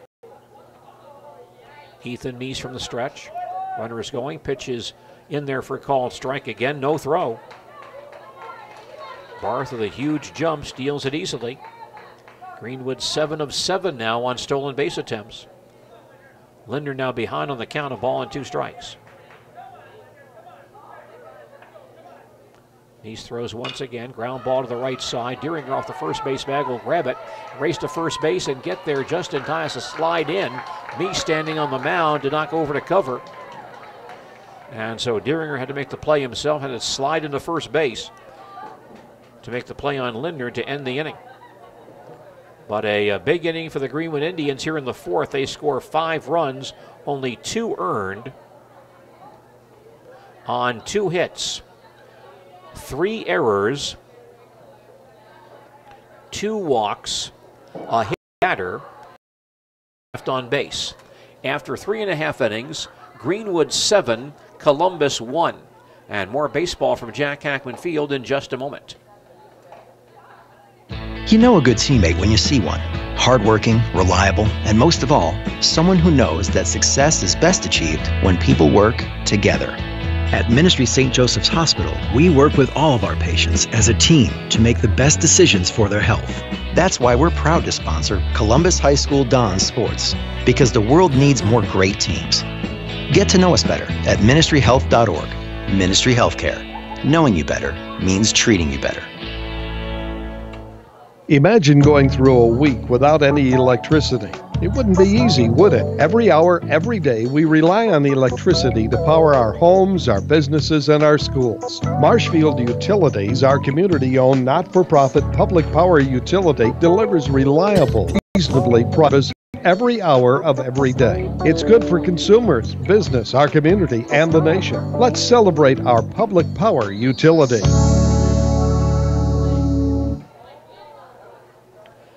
We're following Cloverbelt Conference baseball tonight here on WDLB. And the Greenwood Indians now have a 7-1 lead on the Columbus Dons as the Dons bat in the bottom half of the 4th inning. Leadoff batter, first baseman Evan Deeringer. Bounced to second his first time up, 0 for 1 on the day.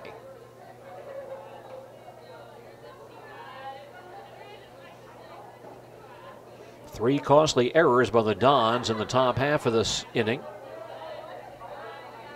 And the Dons now down by 6 as Deeringer stands in. Cole Lucas on the mound for Greenwood. And he throws a big curveball that floats high for ball 1. Greenwood 7, Columbus 1 as the Dons bat in the bottom half of the 4th. 1-0 on Deeringer. Lucas throws again, fouled back to the screen, 1-1. Cole Lucas now at 52 pitches. By the way, by our count, Ethan Meese is at 95 pitches, so it is likely we'll see a new pitcher come out for the Dons in the 5th inning. 1-1 on Deeringer. Lucas from the stretch position throws a big curveball again, a big swing and a miss. Very tempting, tantalizing breaking ball, and Evan swings and misses. Behind now, 1 ball, 2 strikes. Lucas readies himself once again and throws. Ground ball towards short. Taburin will snare it. Fired to first base high, but the first baseman, North, comes down on the bag for the out. Taburin's throw sail, but North goes high, then comes down on. Batting next to DH Calvin Brown. He bounced out to Taburin at first base, his first time up, 0 for 1 on the day.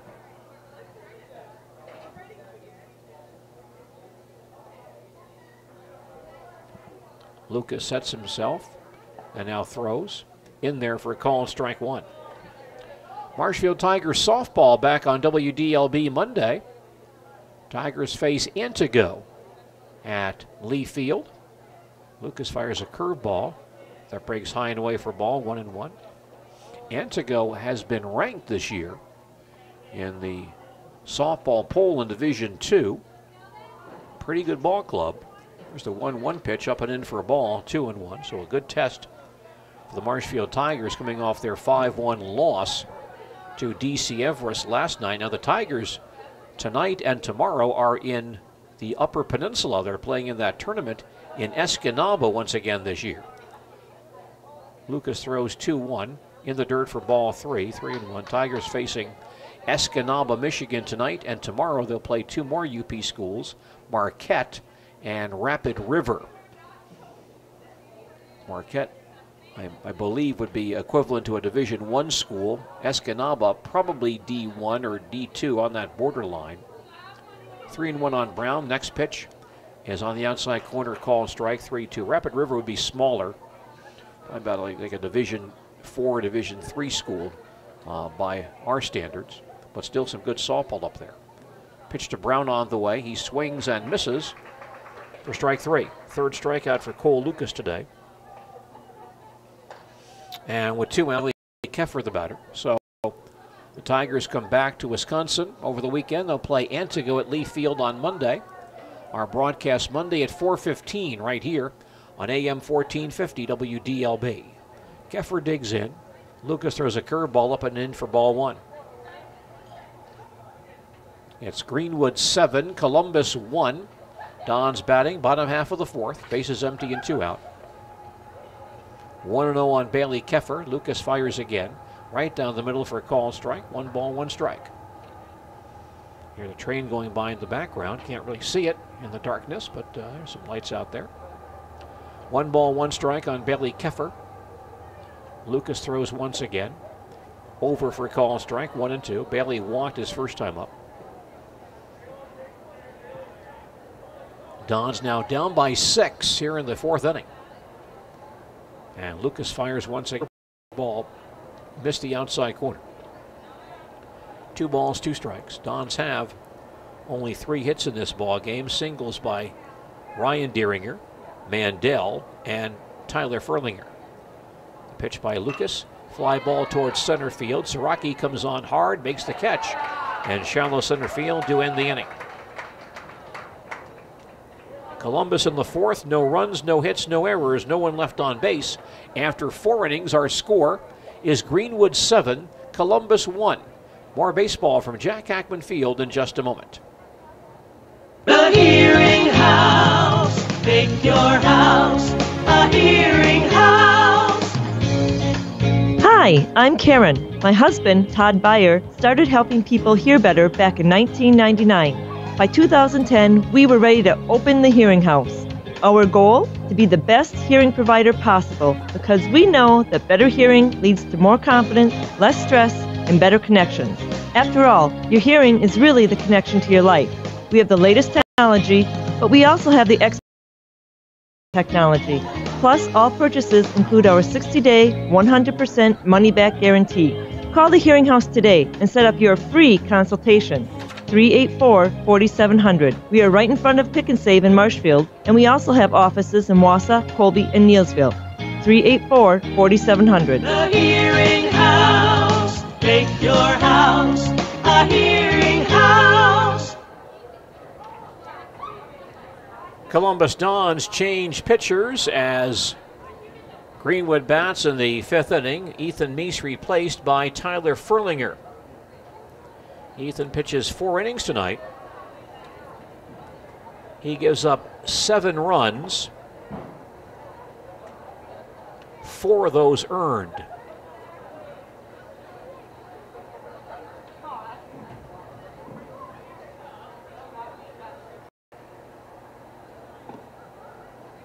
Walked 6. Struck out 1. Threw 3 wild pitches. And hit 1. And by our count, threw 95 pitches. Calvin Brown replaces Furlinger at shortstop.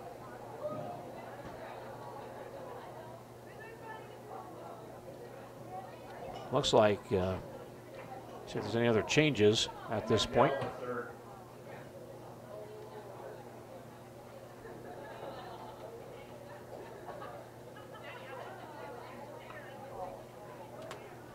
Tyler Furlinger, the new pitcher for the Dons. He comes in with the Dons trailing by 6.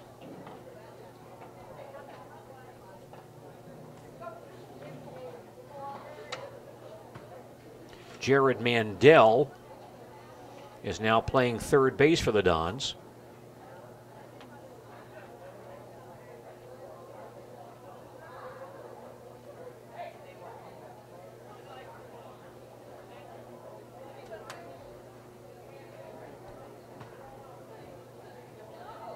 Greenwood batter is Walker Wietrich. Leadoff man on base 3 times tonight with a single, a double, and an error. 1 RBI, 1 run scored.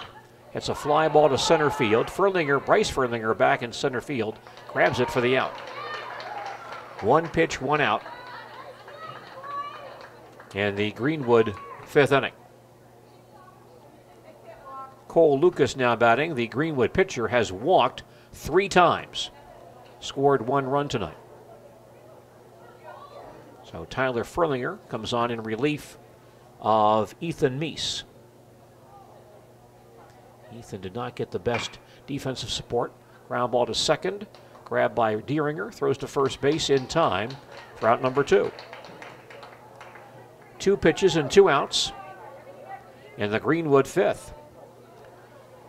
Devin Taburin now batting. Taburin with a run-scoring triple his last time up has also walked and fly to left. 1 for 2 with a run scored. Furlinger also from the stretch throws inside for ball 1. Greenwood on top 7-1 as the Indians bat top of the 5th. Bases empty and 2 out. 1-0 on Devin Taburin. Pitch on the way, laced towards right center field. That will drop for a base hit. Gets in the gap in right center field. Is cut off by Pankratz. Devin Taburin now with a double and a triple in this ball game.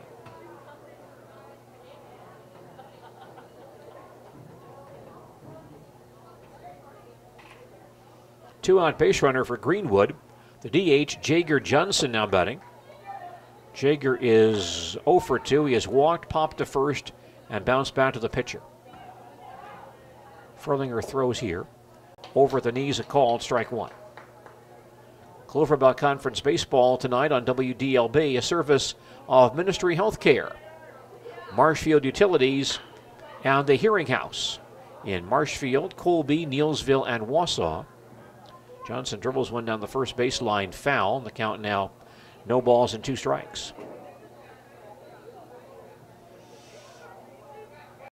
Ethan Meese not looking too bad tonight, but just did not receive a lot of defensive support. 0-2 on Johnson. Furlinger fires again. Fly ball to left center field. That's in the gap, and that will drop for a base hit. Taburin rounding third base. He'll come home. RBI base hit for Jager Johnson, and Greenwood now leads 8-1. Johnson singles to left center field. Another run is in for the Indians. And center fielder Trevor Siraki standing in. He is 0 for 3. He is fouled to first. Bounced into a fielder's choice and scored and bounced back to the pitcher. Johnson now at first base. And the pitch in there for a call, strike 1. It's now Greenwood 8, Columbus 1. Greenwood batting in the top of the 5th. Johnson at first base with 2 outs. And Furlinger goes over there with a lob toss. And Jager back in plenty of time. Bit cool, but otherwise a very nice evening for baseball here in central Wisconsin. Here's the 0-1 pitch on the way. Ground ball to deep short. Brown will grab it, boot it, and all hands are safe. Calvin Brown can't make the play. That's the Dons' 4th error of the ball game. Sends Johnson to second base and brings up Trajan Bogdanovich, the Greenwood left fielder. He has reached base on an error and scored and bounced out twice, 0 for 3 on the evening.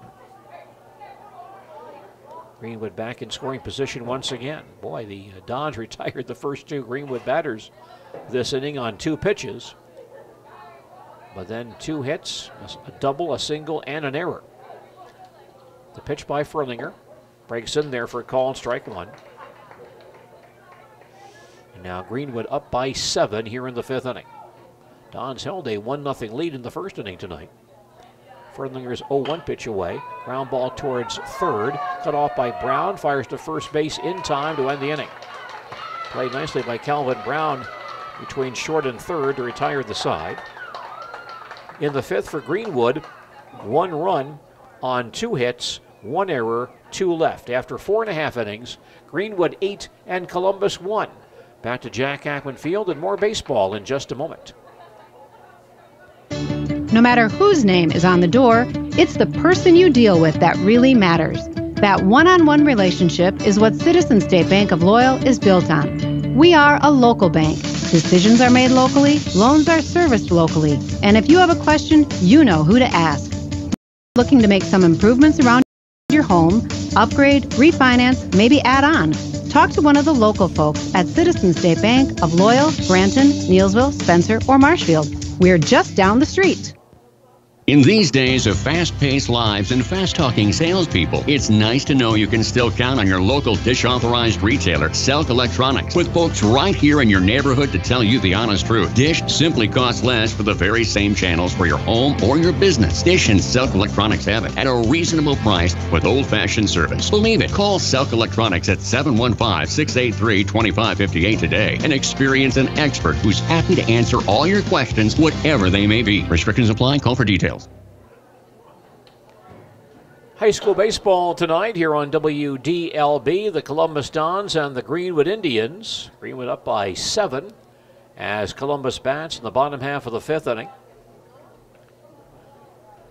Leadoff man Ryan Deeringer due up to lead off the Dons' 5th. Ryan singled and scored back in the 1st and then popped to first base in the 2nd. He is 1 for 2 on the evening. Right-hander Cole Lucas on the mound. He has thrown 65 pitches through 4 innings, has allowed 3 singles in this ball game. 2 of those came in the 1st inning.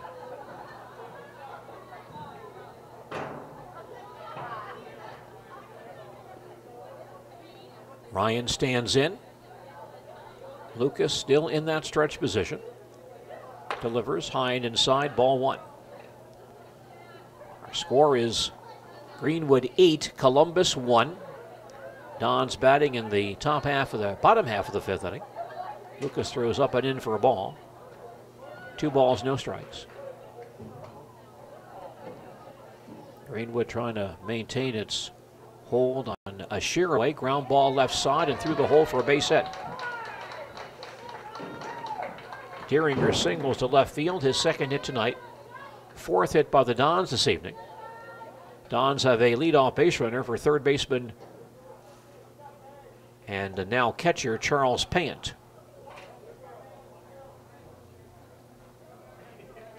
Charles has struck out and bounced back to the pitcher tonight, 0 for 2. Deeringer off first base. Ryan runs well. Short lead down there. And Lucas throws on the outside corner and called strike 1. Dons not getting big leads tonight. They are 1 of 1 on stolen base tries, down by 7. May not be running too much at this stage. 0-1 on Payant. And Lucas gets set, fires once again. That ball hit towards second base, grabbed by Klaben. He'll go to Triburan for 1. That's all they'll get. As Deeringer is forced at second base. The second baseman Klaben to the shortstop Triburan for out number 1. On the fielder's choice, Payant is the base runner at first base. And Tyler Furlinger now batting, now pitching for the Dons. Tyler has singled and flied to center this evening. 1 for 2.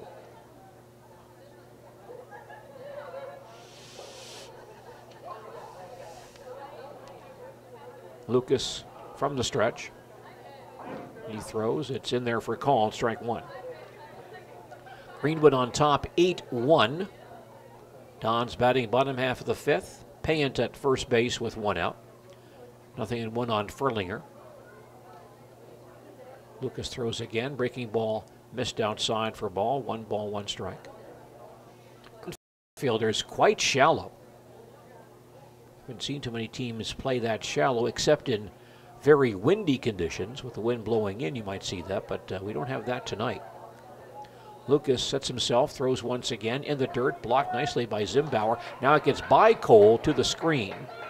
And that will send Payant to second base. Wild pitch.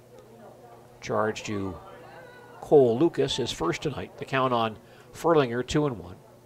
Come out here sometimes if that wind's blowing in from the south, blowing in at the batter, then you might see the outfielder's quite shallow, but we don't have that situation tonight.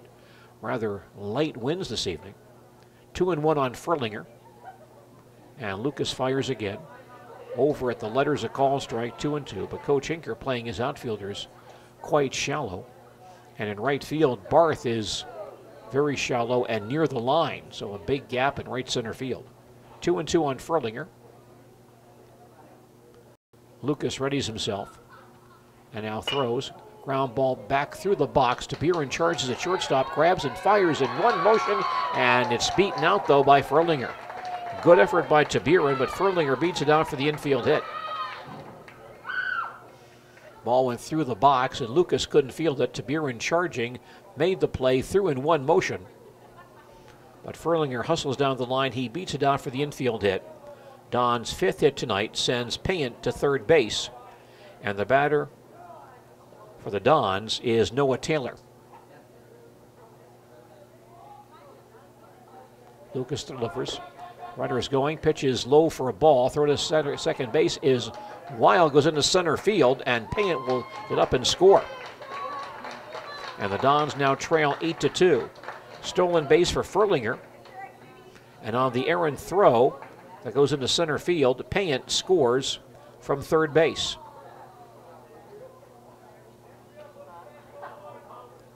Two errors tonight for the Indians, both throwing errors. Catcher Zimbauer. Lucas delivers. Fly ball to right field. Barth drifts back a few feet, gets there, makes the catch for the out. And Furlinger back to second base. With two outs, Jared Mandel stepping in. Jared now playing in at third base for the Dons. He has been on base twice tonight with a single and hit by a pitch. 1-for-1 with an RBI. Cole Lucas from the stretch. Delivers. Fly ball third base side going foul and out of play for strike one. It's now Greenwood 8, Columbus 2. Columbus batting, bottom half of the fifth. Tyler Furlinger at second base with two outs.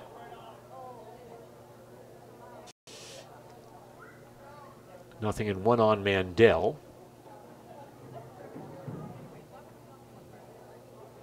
Jared batting number 5 for Coach Seitz tonight. Lucas fires once again, a big curveball rides high. You're listening to Cloverbelt Conference Baseball on AM 1450 WDLB Marshfield and WDLB WOSQ.com.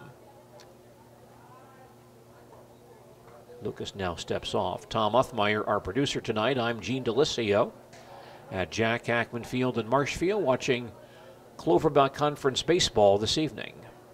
0-2 on Mandel. Lucas again will check Furlinger at second base. And now the pitch on the way. Popped up on the first base side going foul. Zimbauer, the catcher, trying to chase it down, but it falls before he can get there on the first base side. Count still 0-2. Our post-game report tonight here on WDLB, sponsored by the people for whom numbers matter the most, Edward Jones Investments of Marshfield. See Randy Gershman or Brian Kaiser for their sound investment advice. 0-2 on Mandel. Furlinger edging off second base.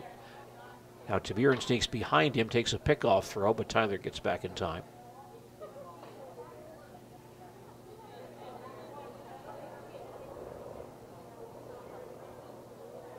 There is some activity in the Greenwood bullpen. Lucas will be over 80 pitches after this inning. 0-2 on Mandel. And Cole throws again. Ground ball back through the box and into center field for a base hit. Furlinger will be held. Ball did not go very far, and the center fielder, Saraki, gets in very quickly. Second hit tonight for Jared Mandel. Furlinger stops at third base, and the Dons have base runners at first and third with two outs. for center fielder Bryce Furlinger. Bryce has popped to third and bounced to third. 0 for 2 this evening.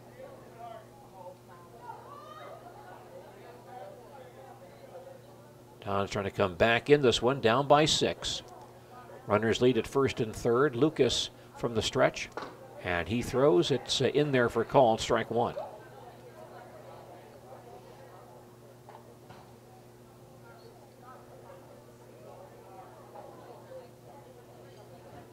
Bryce Furlinger, right-handed batter. Lucas looking around now. Delivers once again. That ball hit to the left side and through the hole for a base hit. Furlinger is in. Mandel holds at second. RBI base hit by Bryce Furlinger. Run. And the Dons trail 8-3. 2 runs in for the Dons here in the 5th inning. As Tyler Furlinger scored, Mandel stops at second base.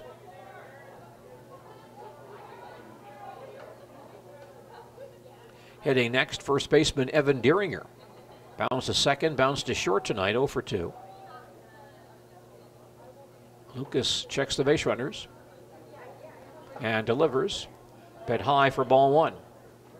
Our score is Greenwood 8, Columbus 3. Columbus batting bottom half of the 5th. Runners at first and second and 2 out. 1-0 on Evan Deeringer. And Lucas delivers. Pop foul to the screen. 1 ball, 1 strike. 4 hits for the Dons here in the 5th inning. Have 7 hits for the ball game. Cole Lucas working from the stretch. 1-1 to Evan Deeringer. Big curveball laced to right field, but cut off by the first baseman Hunter North. He makes the play in shallow right field to retire the side. In the 5th for Columbus, 2 runs on 4 hits, 1 error, and 2 men left on base. We played 5 full innings here at Jack Hackman Field, and our score is Greenwood 8, Columbus 3. We'll come back to Jack Hackman Field and more baseball in just a moment. This time of year, the roads aren't exactly your truck's friend. So when your truck parts start to fall apart, come to V&H for what you need. At V&H, our parts department is your one-stop shop for all things heavy truck. We've got a large inventory of all makes truck parts from more than 300 sources that helps you drive away in confidence. So come on in and see our Avenue, Marshfield, or vhtrucks.com. Every team needs the right connection to succeed. The same thing applies to your home or business. If something doesn't seem quite right, don't play amateur repair person. Contact Total Electric Service of Marshfield at 384-3311. Total Electric offers a 24-hour emergency service for residential, commercial, farm, and industrial jobs. Total Electric Service, the name says it all. Total service for all of your electric contracting needs. 384-3311.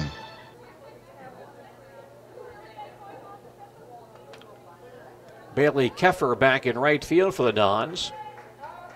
It looked like Noah Taylor is likely back in left field.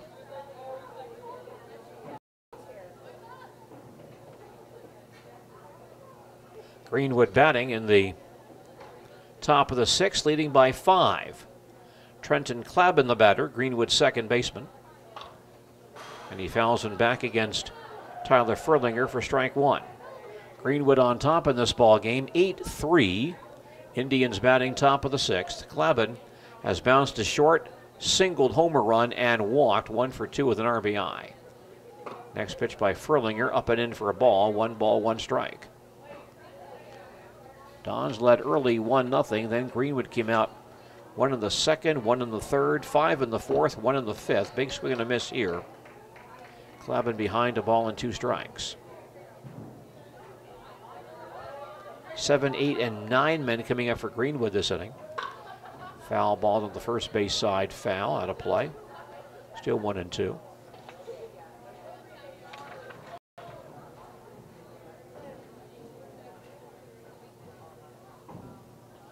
You now have Lucas for 85 pitches through 5 innings. Next pitch bounces in for a ball, 2 and 2 on Clabin.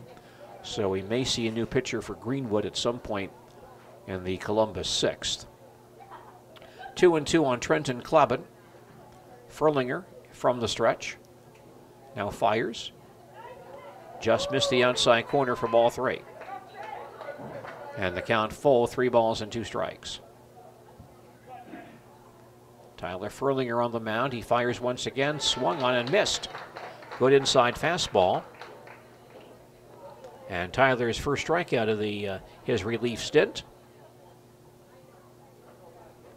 The batter is Greenwood right fielder Trevor Barth, who has singled, doubled, and bounced to second tonight.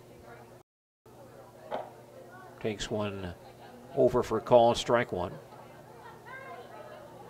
Barth has 1 RBI. He has scored 1 run tonight. Right-handed batter. Furlinger throws again, a swing and a miss. 0-2. Earlier today, the UW Milwaukee baseball team split 2 games with Wright State of Ohio. Panthers lost game 1, 4-3. Marshfield's Dalton Varsho 0 for 3 with a walk and a run scored. There's a foul back by Barth, still 0-2. And Marshfield's Trevor Schrecke 0 for 4 with a run scored. Wright State won game 2, 8-5, and in that ball game, Trevor Schrecke had 2 singles and a double. 0-2 on Barth. The pitch on the way. Ground ball toward shortstop. Picked up by Brown. Fires to first base in time. And Barth retired on a nice play by Calvin Brown. And Dalton Varsho in that ball game tripled, walked twice, and scored 2 runs for Milwaukee. Dalton now batting .379, 10 home runs, and 36 RBIs. Trevor batting .310 with 10 RBIs. Pitch by Furlinger is low for ball 1. Greenwood on top, 8-3. Indians batting in the top of the 6th. 1-0 pitch on the way, inside for a ball.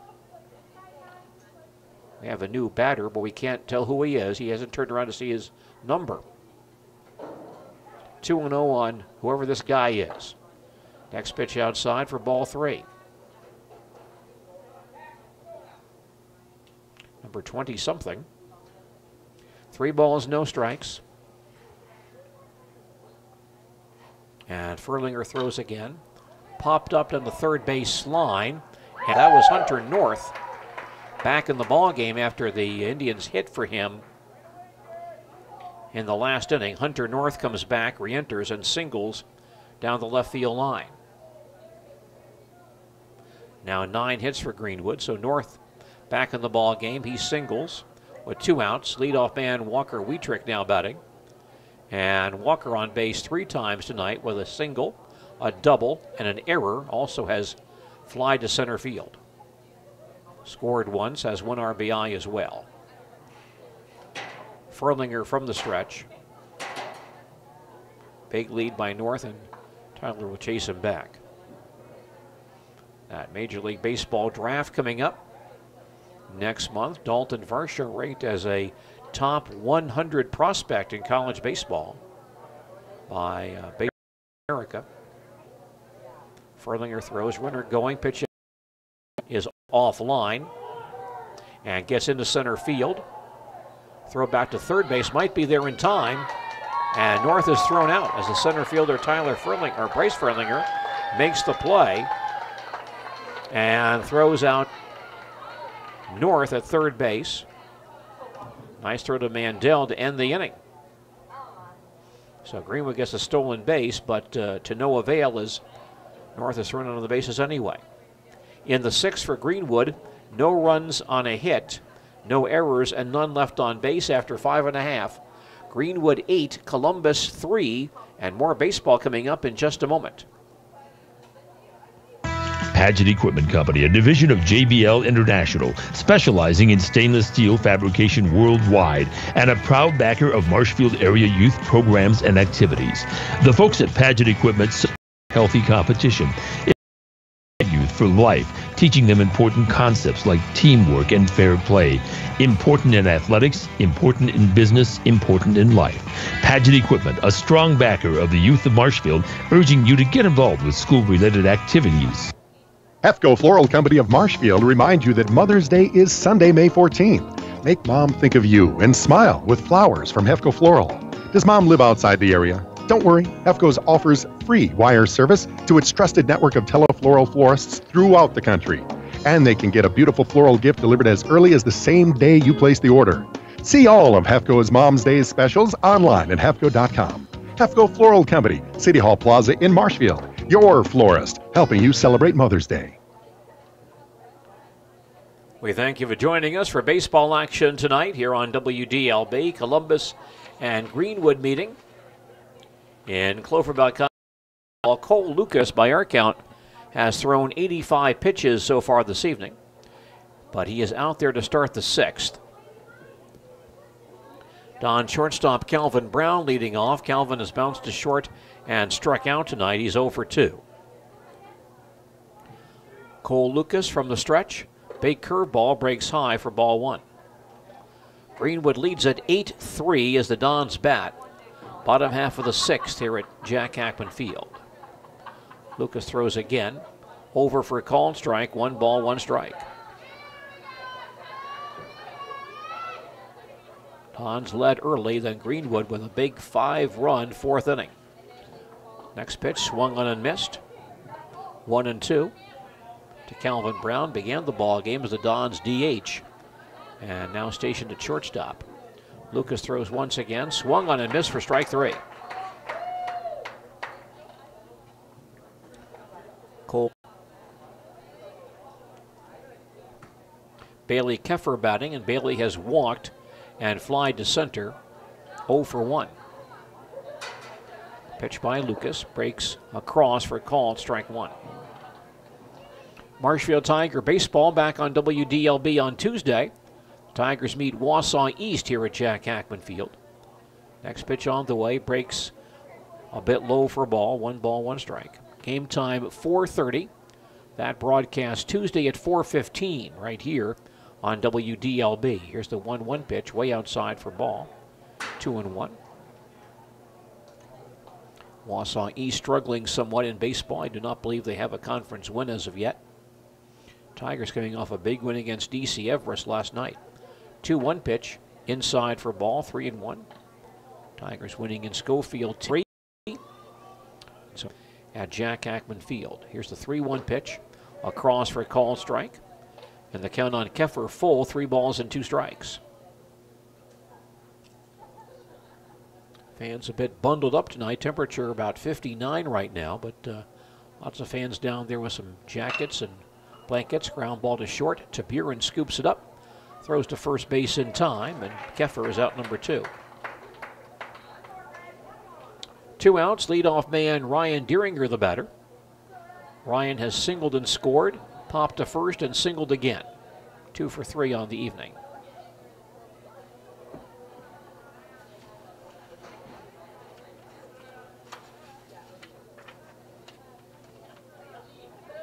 Dons do have 7 hits in this ball game.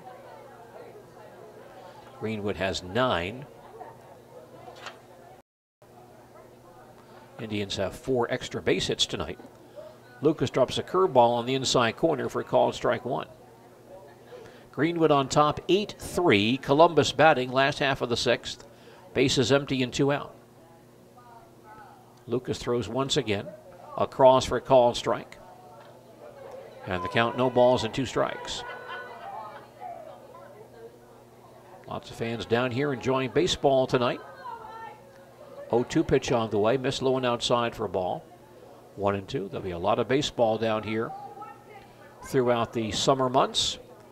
American Legion and Marshfield Chaparrals baseball just around the corner here in Marshfield. Ball and 2 strikes on Deeringer. There's a big curveball that floats high for a ball. 2-2.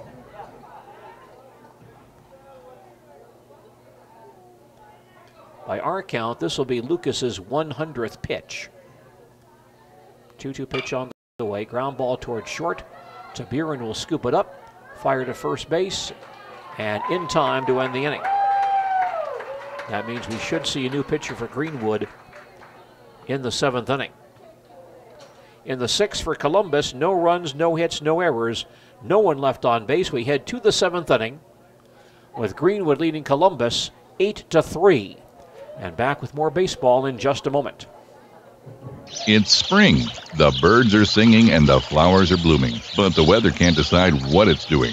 For a comfortable home this season and year-round, talk to House of Heating. They're offering up to a $1,700 rebate on a qualifying new Lennox system that can keep your home feeling perfect inside, no matter what's happening outside. Call House of Heating today at 715-384-3163. That's 384-3163. Or visit them online at houseofheating.com. No matter whose name is on the door, it's the person you deal with that really matters. That one-on-one relationship is what Citizen State Bank of Loyal is built on. We are a local bank. Decisions are made locally, loans are serviced locally, and if you have a question, you know who to ask. If you are looking to make some improvements around your home, upgrade, refinance, maybe add on, talk to one of the local folks at Citizen State Bank of Loyal, Granton, Neillsville, Spencer, or Marshfield. We're just down the street. Columbus Dons change pitchers again. And Bryce Furlinger will throw in place of Tyler Furlinger. And Tyler goes out to play center field. Tyler threw 2 innings, gave up 1 run. It was earned on 3 hits. Did not walk a man, struck out 1. Threw 27 pitches. And Bryce Furlinger, the new pitcher for Columbus. Greenwood batting in the top of the 7th, leading by 5. Walker Wietrich, the leadoff man for the Indians. And Bryce throws in the dirt, ball 1. Greenwood leads at 8-3. Indians are batting in the top half of the 7th here at Jack Ackman Field. Walker Wietrich on base 3 times tonight. Single, double, and error, has also flied to center. Next pitch is a bit outside for ball, 2-0. Bryce Furlinger, the 3rd Columbus pitcher of the evening. Ethan Meese tonight. A big swing and a miss. 2-1 on Walker Wietrich. Weston Wietrich pitching for E.W. Whitewater. And the Warhawks hosting that WIAC tournament this weekend. Bryce throws once again, another swing and a miss. 2-2 on Walker Wietrich. Good chance that Weston will pitch sometime tomorrow for the Whitewater baseball team in that WIAC tournament.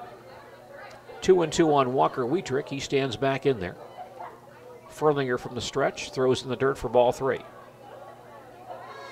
Count full, 3 balls and 2 strikes. Right-hander Bryce Furlinger now throwing for Columbus. 3-2 on Walker Wietrich. Bryce sets himself, throws once again, smashed towards left center field and falls for a base hit. Grabbed by Tyler Furlinger and played back in. And Walker Wietrich has 3 hits tonight. 10 hits for Greenwood in this ballgame. Leadoff base runner for the Indians, and batting next is pitcher Cole Lucas, who has walked 3 times and bounced to second. Officially 0 for 1 with a run scored. Greenwood 8 of 8 on stolen base tries tonight. Wietrich with a very substantial lead. Furlinger throws over for a call and strike 1.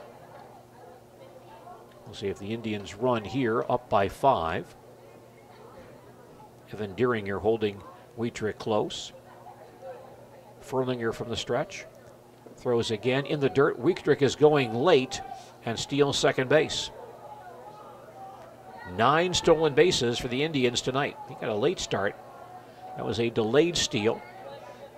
And Payant made no throw. Count on Lucas 1-1. Furlinger fires. Fastball up and in for a ball. 2 balls and 1 strike. Indians up by 5 here in the 7th, trying to expand that lead. Furlinger gets set and throws, fouled over the screen, out of play. 2 balls and 2 strikes on Cole Lucas. He'll be the pitcher of record on the winning side should Greenwood hold on to win this ball game.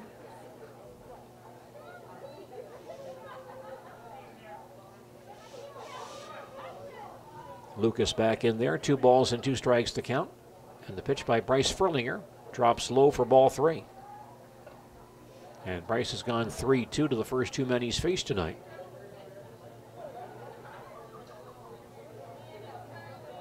Bryce set once again, now delivers.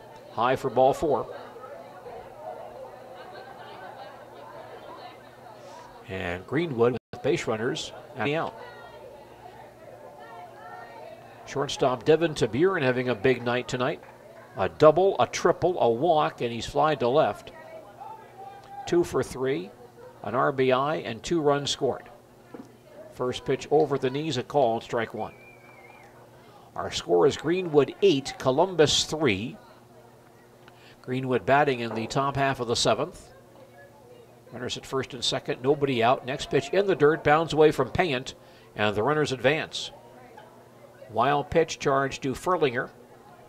Wietrich goes to third base, and Lucas takes second base. The count on Taburin, 1 ball, no strikes. Dons already down by 5, and Greenwood in danger now of expanding that lead. Taburin back in there, and the pitch on the way, up at for ball.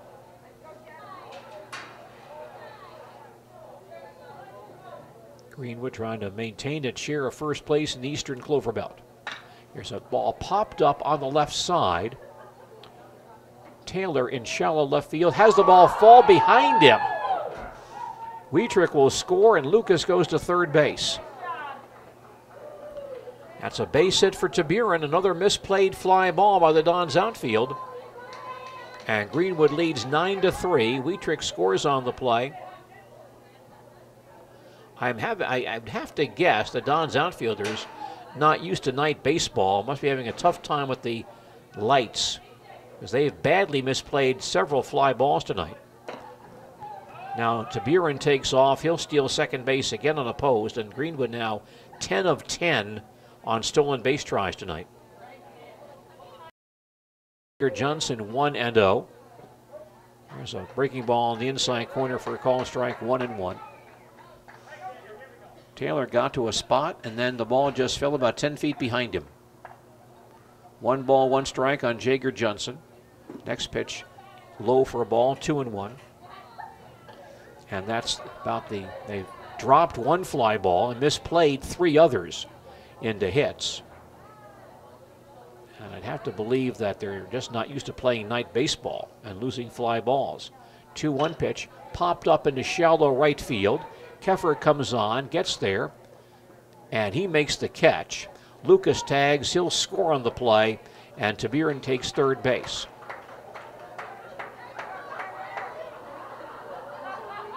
Sacrifice fly and a run batted in for Jager Johnson. That's out number on the play to make it 10-3. And Taburin takes third base. Trevor Siraki now batting. Siraki 0 for 4 today. Takes one over at the knees for a called strike. So it's now Greenwood 10, Columbus 3. Greenwood batting top of the 7th. Taburin at third base with 1 out. 0-1 on Siraki. Furlinger throws a curveball high for a ball, 1-1. Trevor has fouled the first, bounced into a fielder's choice and scored. Bounced back to the pitcher and reached base on an error tonight. 1 ball, 1 strike on Siraki. And Furlinger sets himself and throws again, a swing and a miss. Ball and 2 strikes on Trevor Siraki. Greenwood leads at 10-3. Is batting in the top of the 7th out. 1-2 on Trevor Siraki. Pitch on the way, rides high and outside for ball. 2-2. Clover Belt Conference Baseball tonight on WDLB. A service of Citizen State Bank of Loyal, Granton, Neelsville, Spencer, and Marshfield. 2-2 on Siraki. Next pitch hit in the air towards shallow center field. And the shortstop, Brown, goes out, makes a nice over-the-shoulder catch for the out. Well done by Calvin Brown at shortstop. And Taburin hustles back to third base. Dons fans enjoyed that. Boy, they're shrieking over that great play by Calvin Brown, although they often shriek when Calvin appears anyway. 2 men down, Trajan Bogdanovich batting, and Trajan 0 for 4. Bounced out to short twice, to second once, and also reached base on an error and scored. Furling outside corner for a call, strike 1. So the Dons have misplayed some fly balls tonight, but Calvin Brown makes a nice play on that last one. 0-1 on Bogdanovich. Next pitch is fouled to the screen. No balls, 2 strikes. Columbus and Greenwood, Cloverback Conference baseball tonight. Once again, lots of ball games here at Jack Hackman Field tomorrow as part of that Marshfield baseball tournament. Be 3 games here, all involving the Marshfield Tigers, starting at 10 a.m. 0-2 pitch, bounced down the first base side, rolling foul. Tigers play ball games here at Jack Hackman Field at 10, 12:30, and about 3:30. Plus games at Reese Field at 10 and 12:30. So lots of baseball here at the Miller Baseball Complex tomorrow. 0-2 on Bogdanovich. Furlinger sets himself and now throws outside for a ball. 1 ball, 2 strikes. Bryce Furlinger trying to get the Dons through the top half of the 7th inning. Bogdanovich back in there, right-handed batter. And the pitch on the way. Pot foul over the screen. Bogdanovich stays alive at 1-2.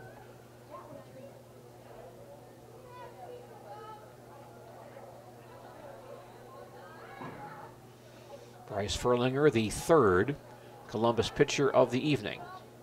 Throws once again. Low and inside for a ball. 2 balls, 2 strikes.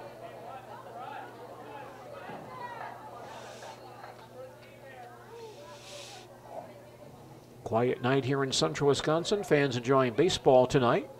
Furlinger throws again in the dirt for a ball. And the count full, 3 balls and 2 strikes.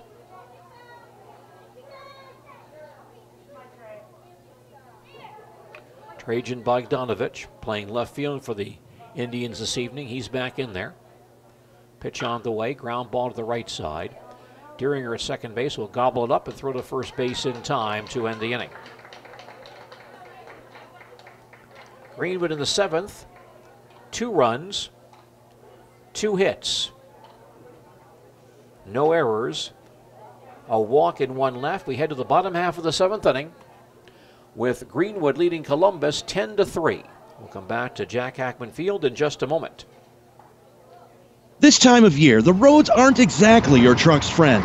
So when your truck parts start to fall apart, come to V&H for what you need. At V&H, our parts department is your one-stop shop for all things heavy truck. We've got a large inventory of all makes truck parts from more than 300 sources that helps you and see our parts department today. V&H, the driving force in heavy trucks and equipment. At 1505 South Central Avenue, Marshfield, or vhtrucks.com.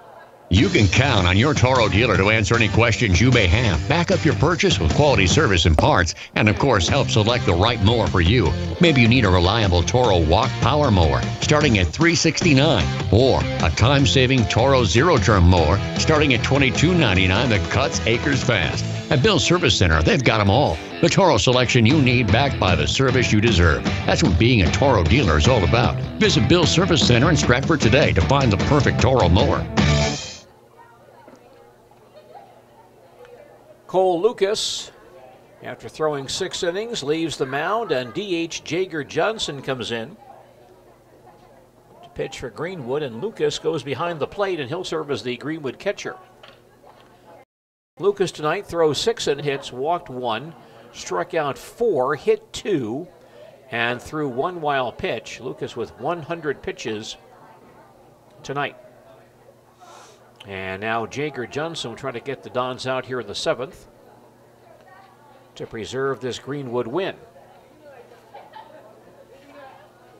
Charles Payne standing in. Charles has struck out, bounced back to the pitcher, reached base on a fielder's choice, and scored, officially 0 for 3. First pitch is a bit high for ball 1. You're listening to Clover Belt Conference Baseball on AM 1450 WDLB Marshfield.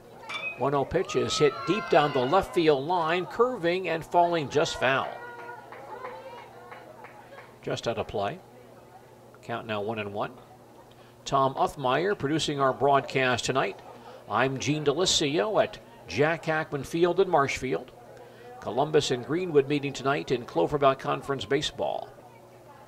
The 1-1 to Charles Payant. Rounded to the right side. The first baseman North will grab it, step on the bag for out number 1. Payant retired for the first out. Tyler Furlinger now playing center field will bat. Tyler has flied to center and singled twice, 2 for 3 with a run scored.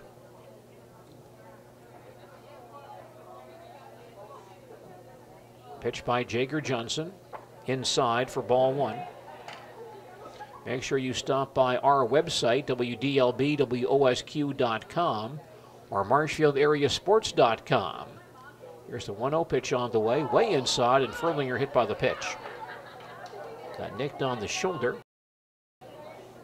And that's the third high school athletes as our WDLB WOSQ High School Athlete of the Month. Sponsored by Burt Trophy and Awards of Marshfield, Cost Cutters of Marshfield, and Marshfield Clinic.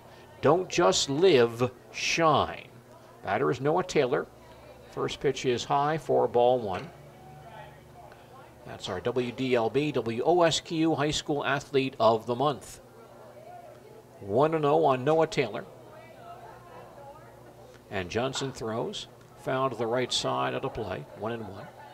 You're listening to Clover Belt Conference Baseball on AM 1450 WDLB Marshfield and WDLBWOSQ.com. Tom Uthmeyer is our producer. I'm Gene DeLisio at Jack Hackman Field. 1-1 on Noah Taylor. Jager Johnson self and throws. High and away for a ball. Tossed to first base. Sends Furlinger back to the bag. Thrown down there by catcher Cole Lucas. Count on Noah Taylor, 2-1. By the way, the St. Norbert women's tennis team playing today in the opening round of the NCAA Division III women's tournament in Chicago. And the Green Knights lost to Gustavus Adolphus 5-0 to end their season. 2-1 on Taylor.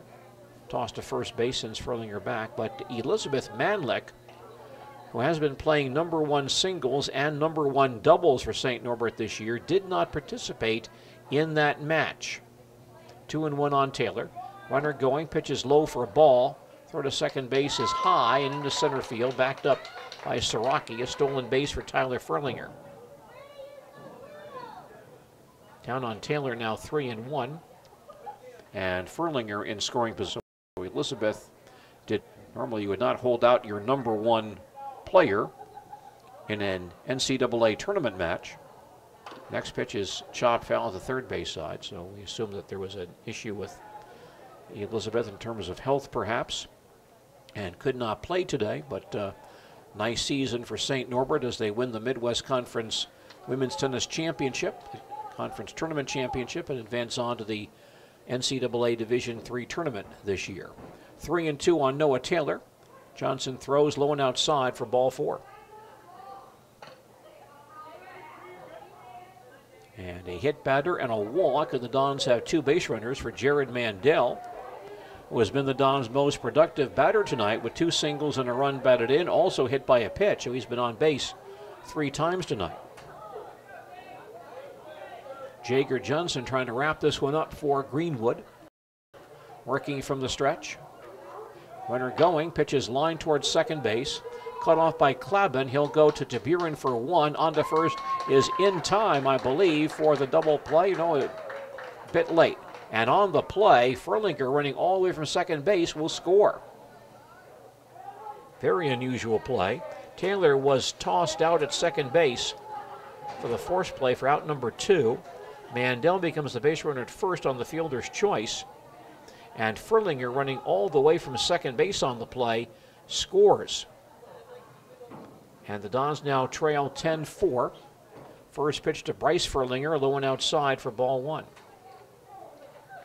Greenwood now leads at 10-4. Dons down to their final out. Mandel at first base with 2 outs. Pitch by Johnson. Bit high for a ball. 2 balls and no strikes.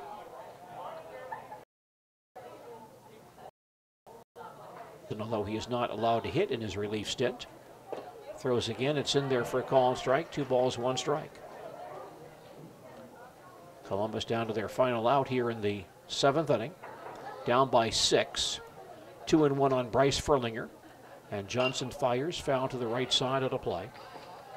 Stays 2-2. Very close play at first base on that double play attempt. And it looked like the Indians may have forced Mandel on the play at first base, but he gets across the bag safely. And that does allow Furlinger to score all the way from second base. 2-2 on Bryce Furlinger. Johnson throws once again, wrapped to the first base side, right at the first baseman North. He'll step on the bag, and that ends the ball game. Dons in the 7th, 1 run on no hits. No errors, a walk, a hit batter, and 1 man left on base. And our final score tonight, Greenwood 10, Columbus 4. Back with a full recap on our postgame report in just a moment. The Hearing House, make your house a hearing house. Hi, I'm Karen. My husband, Todd Beyer, started helping people hear better back in 1999. By 2010, we were ready to open the Hearing House. Our goal?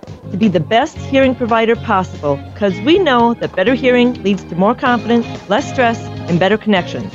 After all, your hearing is really the connection to your life. We have the latest technology, but we also have the expertise on how to use that technology. Plus, all purchases include our 60-day, 100% money-back guarantee. Call the Hearing House today and set up your free consultation. 384-4700. We are right in front of Pick and Save in Marshfield, and we also have offices in Colby and Neelsville. 384. Let's check the final numbers on this ball game. A win for the Greenwood Indians tonight as they defeat the Columbus Dons in Clover Belt Conference Baseball by a final score of 10-4. A post-game recap, a service of the people for whom numbers matter the most. Edward Jones Investments of Marshfield. See Randy Gershman or Brian Kaiser for their sound investment advice. Columbus Dons actually scored first in this ball game. Dons pushed across 1 run in the first inning when Ryan Deeringer singled, went to second base when Noah Taylor was hit by a pitch, and scored on Jared Mandel's base hit, and that gave Columbus a 1-0 lead in the first inning. Greenwood tied the ball game with a single run in the second. Trevor Barth doubled and scored on a base hit by Walker Wietrich. That tied the contest at 1. Then the Indians scored once again in the third when Jager Johnson walked, was forced at second base and a ground out by Trevor Siraki. Siraki then stole second, took third base on a ground out, and scored on Trenton Clabbin's RBI base hit, giving Greenwood a 2-1 lead. The Indians then expanded that by scoring 5 runs in the fourth inning. They sent 10 men to bat in that inning. Devin Tabirin had a key RBI triple in that inning. Couple of runs scored on wild pitches as well. Jager Johnson drove home a run with a ground out also in that inning, and a base hit by Trevor Barth brought home a run. And Greenwood led 7-1 in the fourth inning after that explosion. Then Greenwood scored 1 more in the fifth with 2 out. Tabirin doubled Jager Johnson's base hit, giving Greenwood an 8-1 lead. Dons came back and scored 2 in the fifth as Ryan Deeringer singled, was forced at second base by Charles Payant.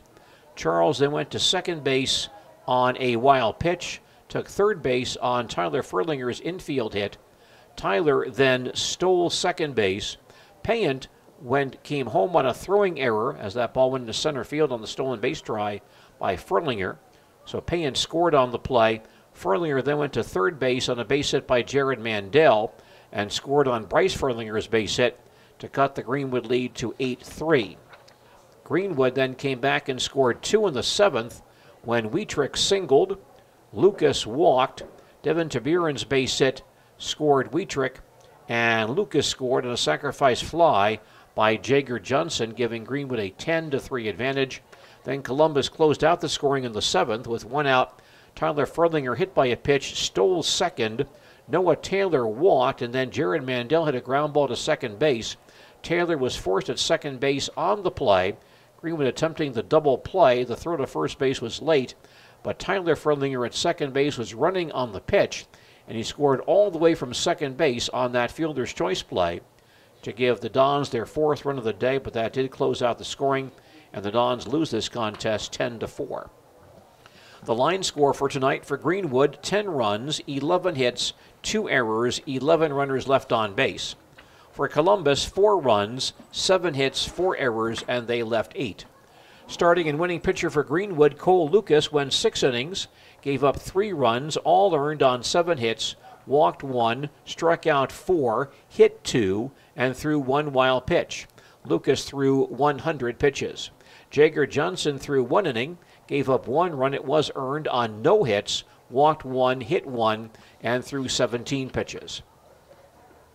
Starting and losing pitcher for the Columbus Dons tonight, Ethan Meese threw 4 innings, gave up 7 runs, 4 earned on 6 hits, walked 6, struck out 1, hit 1, and threw 3 wild pitches. Ethan threw 95 pitches. Tyler Furlinger threw 2 innings, gave up 1 run. It was earned on 3 hits, walked none, struck out 1. Tyler threw 27 pitches, and Bryce Furlinger closed out with 1 inning, gave up 2 runs, both earned on 2 hits, walked 1, threw 1 wild pitch. Bryce threw 33 pitches in that 1 inning. Top batters for Greenwood tonight: Devin Taburin singled, doubled, tripled, and drove in 2 runs. Walker Wietrich 2 singles, a double, and an RBI. Trevor Barth singled, doubled, and drove in a run. And Jager Johnson singled and knocked in 2 more runs for Greenwood.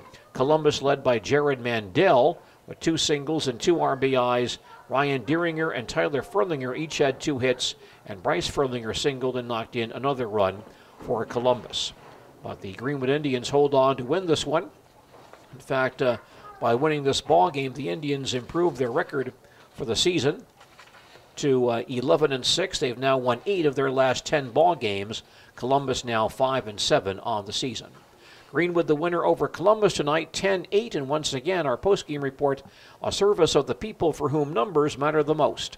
Edward Jones Investments of Marshfield. See Randy Gershman or Brian Kaiser for their sound investment advice. And more from Jack Hackman